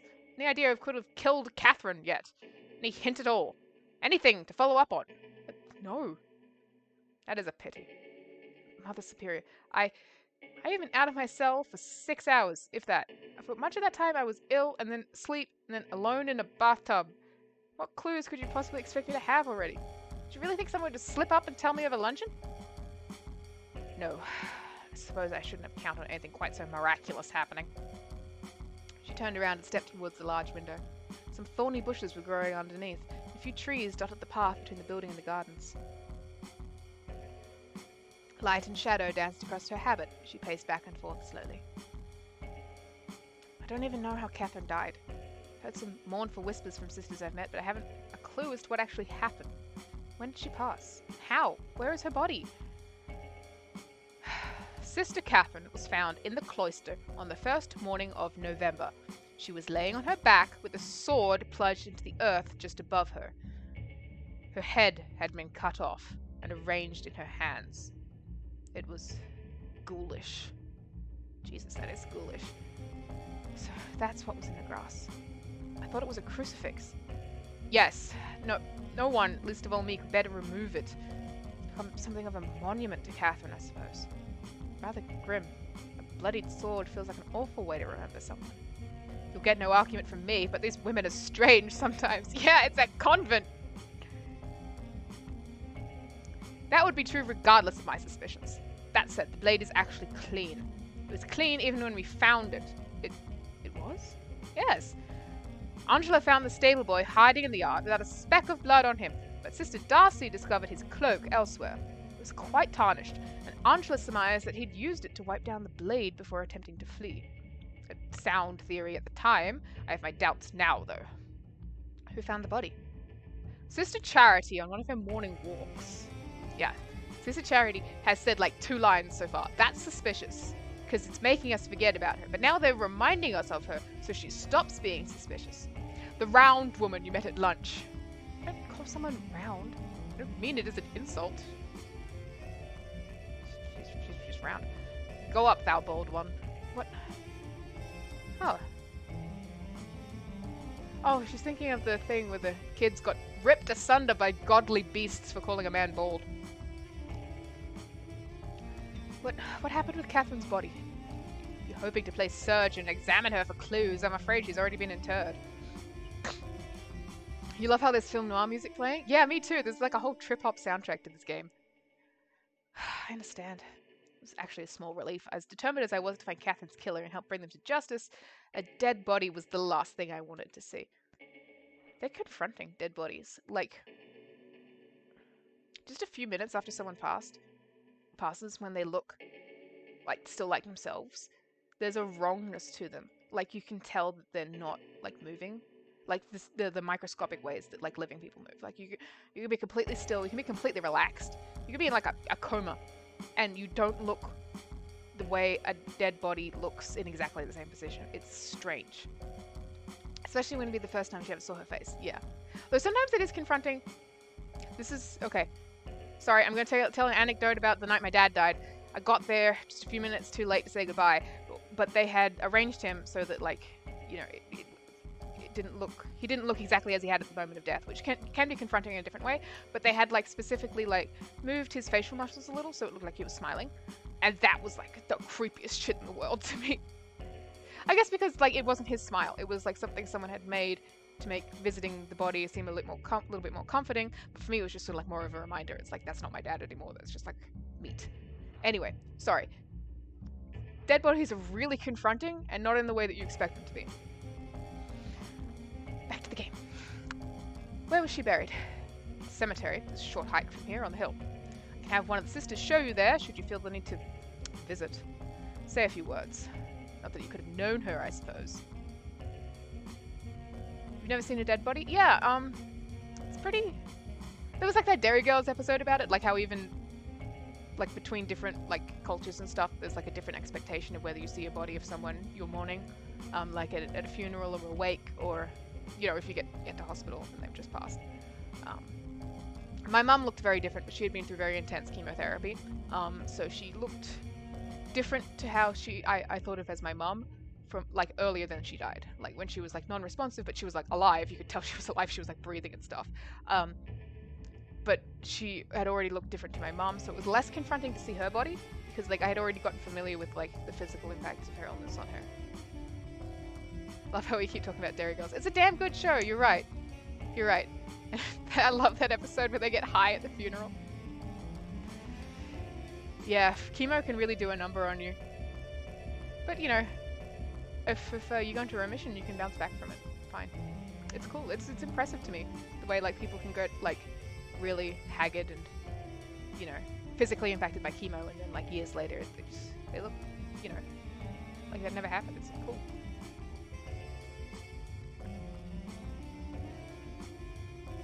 Your dad shaved his head in solidarity with your mum, and he looked way worse. Like, worse than usual, or worse than your mom, who was going through intense chemotherapy?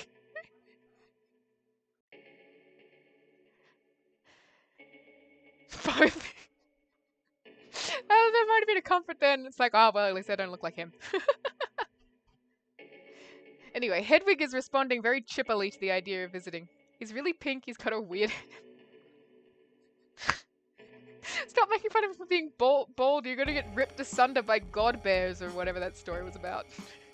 He's not bald anymore, I know. What a great idea. Let's go visit a grave. What if the murderer, since you don't believe it was a suspicious boy with blood on his shirt, decides to off me as well? Perhaps while taking me on a pleasant hike alone up to the cemetery. I must say, it feels rather difficult involving myself with the others when you direct me to spy on them. You make it sound so ugly. We are seeking justice. I have no choice in the matter. I'm sticking my neck out based on your intuition. Let's not fight about it. What's done is done. You are no longer an anchoress. You are free to do whatever you wish once the killer is captured. Perfectly happy where I was. Don't be ridiculous. Might as well have been a prisoner. If that was so, I'd have been your prisoner. I really, truly do not want to fight about this. So you keep saying every time I question something. Stop giving me this insolence! By God, where is the awkward little titmouse who introduced herself to service this morning? She's standing in front of you, rather upset about the situation she's been thrust into. You are naught but a bratty child. A woman, a member of our family, had her bloody head cut off, and all you can think about is your own comfort. These people are not my family. You, least of all. I am your superior. I am your abbess. You are my charge, and you will do as I say. I have been as accommodating and kind as I can possibly be in asking for your assistance, but make no mistake, I do not need to ask, nor will I in future if I require something from you. Angry Latin. Responding Latin.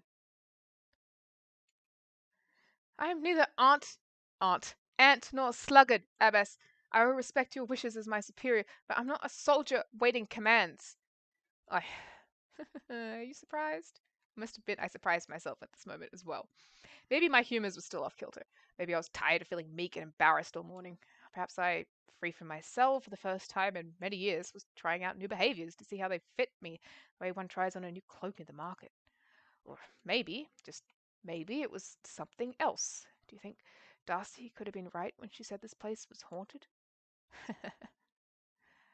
I am sorry. Once again, I am being unfair. Please try to understand. I have so much love for this place. These holes are my responsibility, and if it falls apart, I don't know what I'd do. If you truly believe the stable boy did not do it, I could so easily throw him to the wolves. Don't you see? I do not mean to throw you to them in his place. I mean to take the more difficult path here. I would rather stake my reputation on seeking the truth than condemn an innocent boy for my own gain. It would not be right.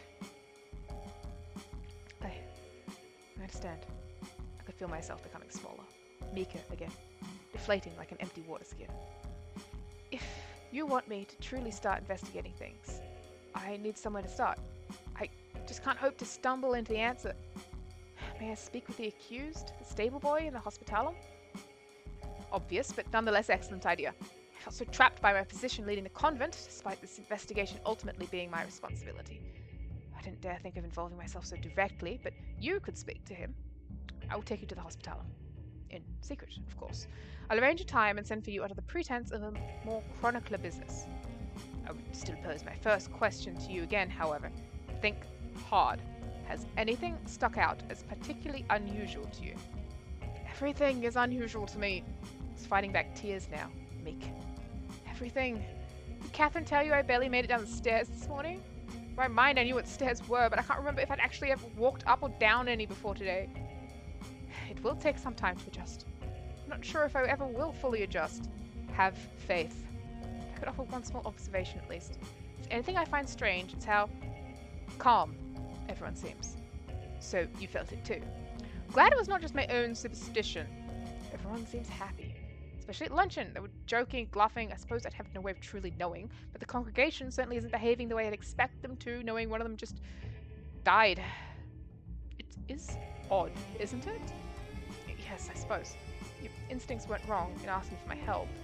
I changed the subject quickly. I did not want the superior to think I was happy with her choice and my situation. God forbid. A question. Is it true the hours are compressed here? A morning service and an evening office that encompasses every office? Yes. That is fairly standard in most monastic communities nowadays. Why didn't you tell me that? My cell wasn't far away. You knew how to use stairs. You knew how to use stairs. Get her. The bishop forbade it.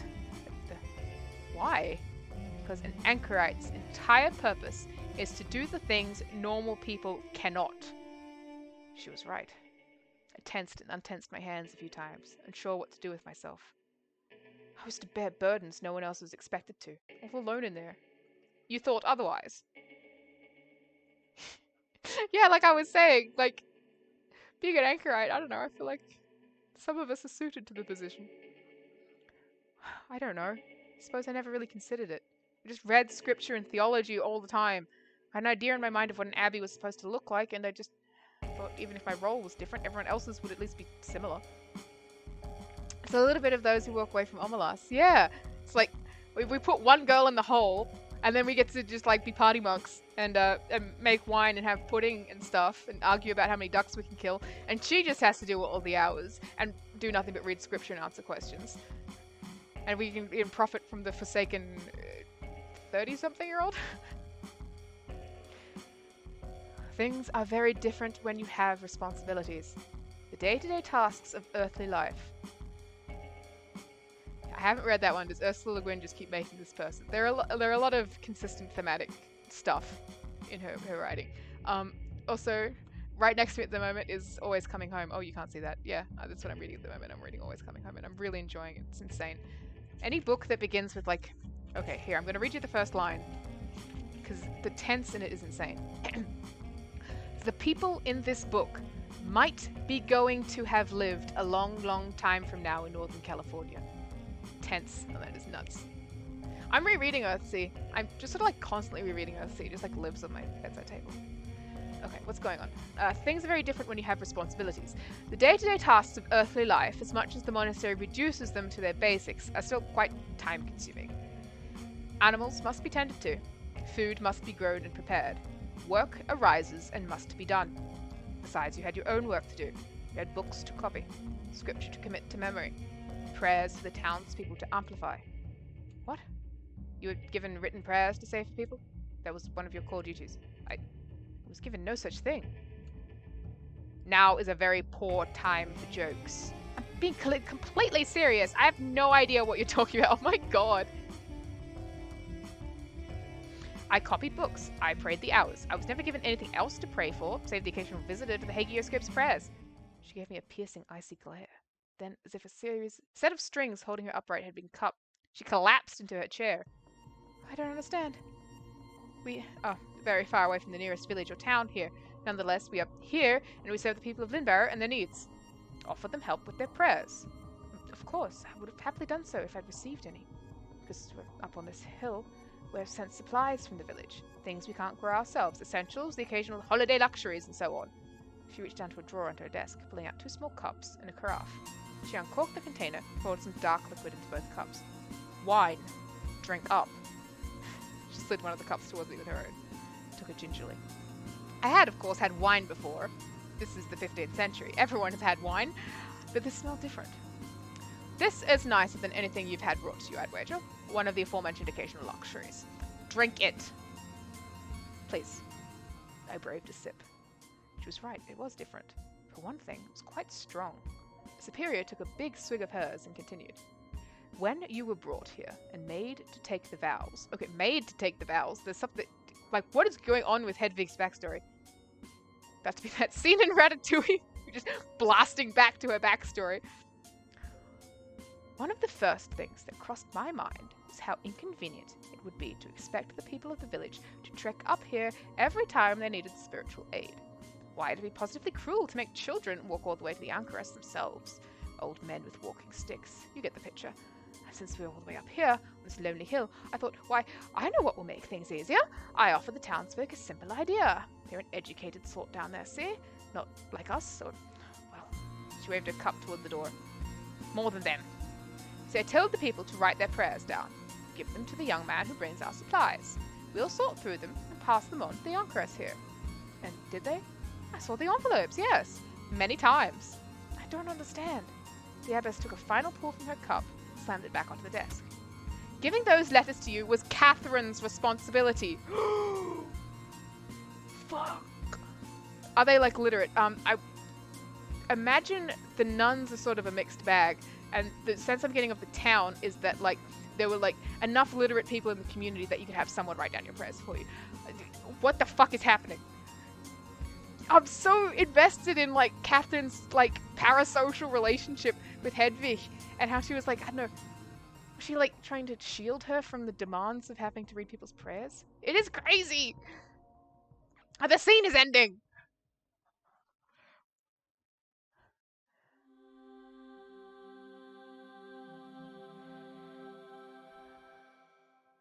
Maybe she was a secret heretic. Who knows? She had those, like, questions about, like, was Samuel calling soldiers comely? Like, I think she had some, doubts in her heart. I didn't know what to say. The woman who had come to the hagioscope so many times, who had seemed so interested in me and my way of life, had been hiding an entire function of my job from me? Why? It made no sense. The already foggy picture of Catherine I had in my mind was losing definition. I suppose I could start just by asking the others about Catherine. Be careful.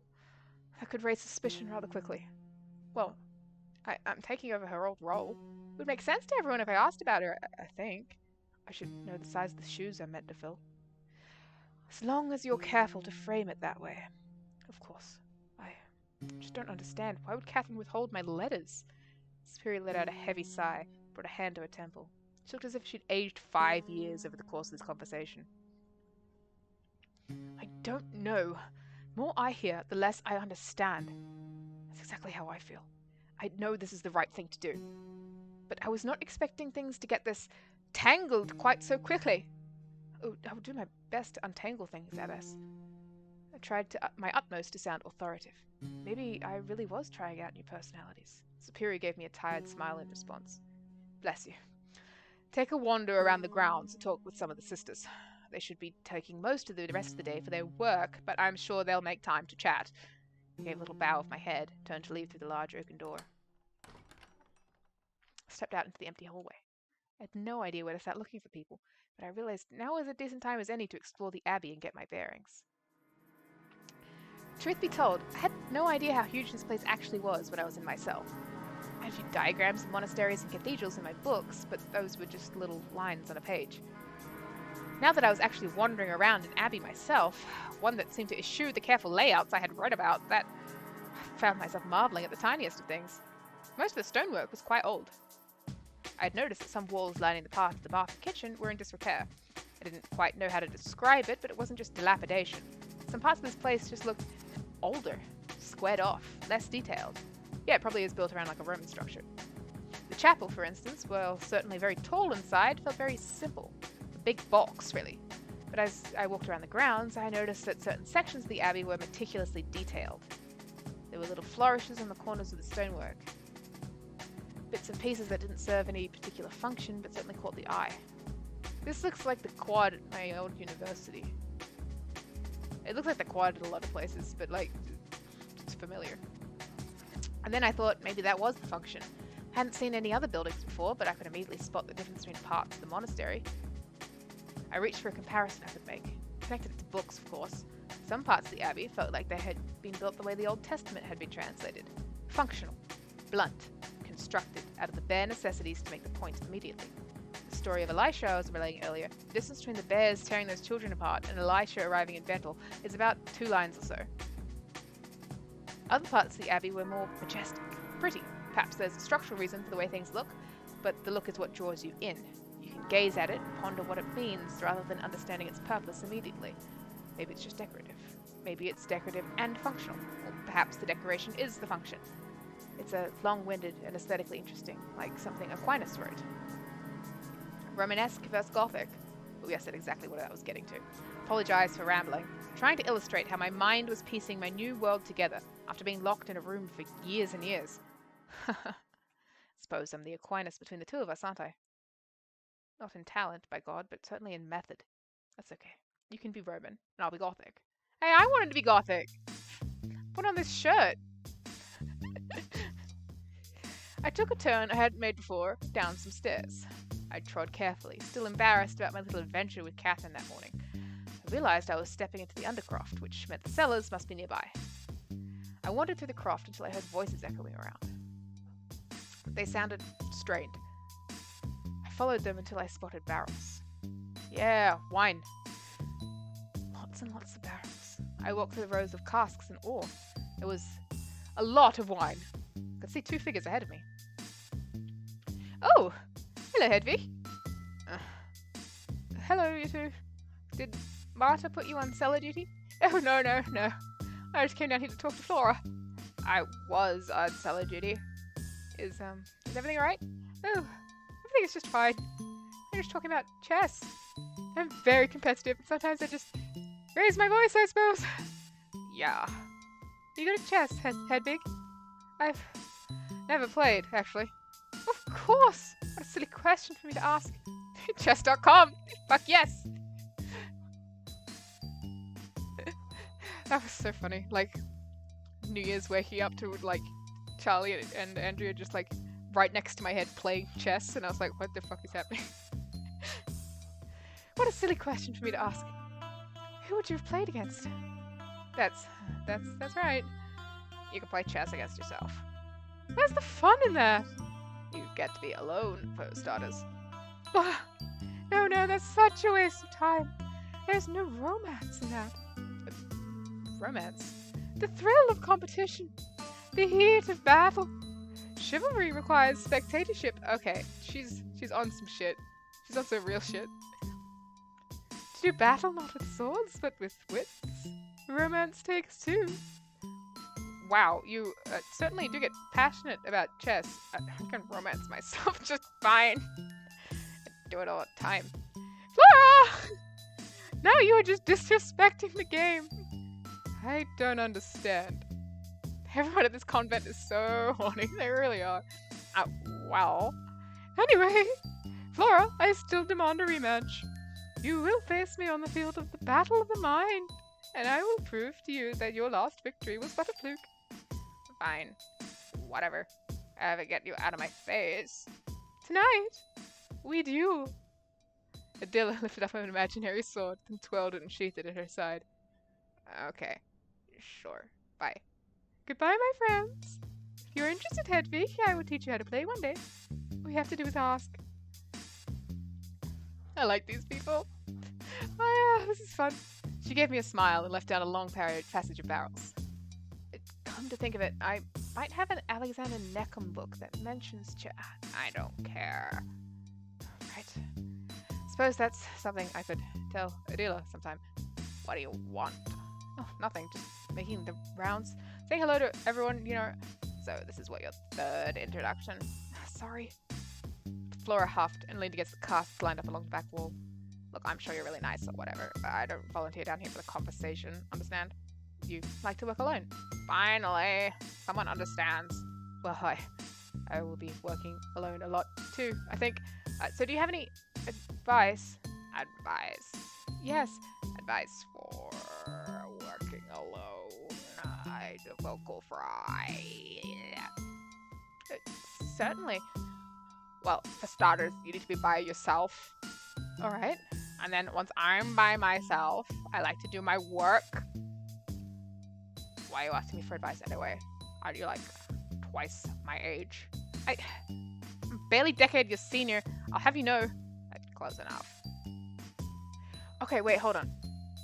Flora's 19. If Hedwig is like 29 or like anywhere like to 31, but she'd spent the past 2 decades as an anchoress in a cell, that means she was like a preteen when they put her in there. And like I know people join convents as like kids, but like they didn't get put in the hole, did they? Like what the fuck happened with Hedwig that they just made her life into that? I feel like becoming an anchorite is something that you decide once you like become a proper nun. You're like, okay, I'm gonna be a hermit. Like that's how I'm gonna serve God. But everything in this is like set up to be like Hedwig was like put in there, and like the superior said when she was made to take her vows. So it's like she didn't even come to the convent voluntarily, which is a thing that happened. Like I said, people came to convents as kids. I just didn't like her vibes. It's so weird. Marta had been right. I tried to change the subject to maintain composure. This is certainly a lot of wine. Yes, as you can see, I have a lot of work to do. Alone. Is the wine here good? I wouldn't know. I haven't gotten to try any. This batch will be the first the superior has allowed me to taste. We must have a large vineyard nearby. These aren't all ours. Oh, really? Where are the other casks from? Dunno. Oh. Some rich guy, probably. Maybe this is a good environment for wine storage. Good for bringing out the flavor or whatever. I see. Well, I shall leave you to it then. Thank you. It was nice chatting with you. Yeah, nice meeting you for the third time. I turned away to leave. I had just had enough of this conversation. Okay. Oh, no, Flora's calling back to me. Why did you want Catherine two's job so bad? I didn't. Really? Yes, I promise. I turned to look at her. She was eyeing me up and down. I tried to give her a defiant stare, as defiant a stare I could muster in return. Weird way of showing it. Breaking a 20-year vow to take a dead woman's work. I wanted to tell her about Catherine's visits to my window. I wanted to tell her about how the Superior had practically forced me to do this. I wanted to tell her that I was trying to help heal the wound that was making her act this way towards me. But I didn't. I couldn't. If you want to put it that way, it sure feels like that's the way it is. How I'm putting it has nothing to do with it. So it must seem. With that, I turned around again and left the Undercroft. Okay, so we're gonna leave it there because I've been streaming for like 3 hours and my voice is just, especially doing the vocal fry for Flora. It's like, okay, we are done. So I'm just gonna save. And thank you everybody for showing up. I really appreciate it. This was a lot of fun, and I'm looking forward to streaming the rest of this game. We didn't get all the way through Volume 1, and Volume 1 only just came out like this week. So even when we do get all the way through Volume 1, it'll be a long time before Volume 2 comes out. But there's more to come, so hopefully I will stream it soon. I will be posting that on my socials, which are Commander Freddy on Tumblr and Twitter, without the underscore. I had to get an underscore on Twitch because somebody else stole Commander Freddy without the underscore, and then I don't think they're even using it. It's such a I have to duel this guy for my freaking username. Anyway, but that will be on my socials. I'll let you know when next I'm able to stream. Usually Sundays work for me.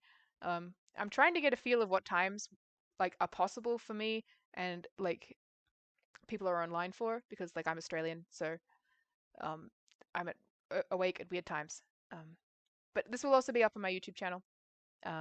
So if you missed parts of it, you can come back and watch it later. And thanks all. See ya.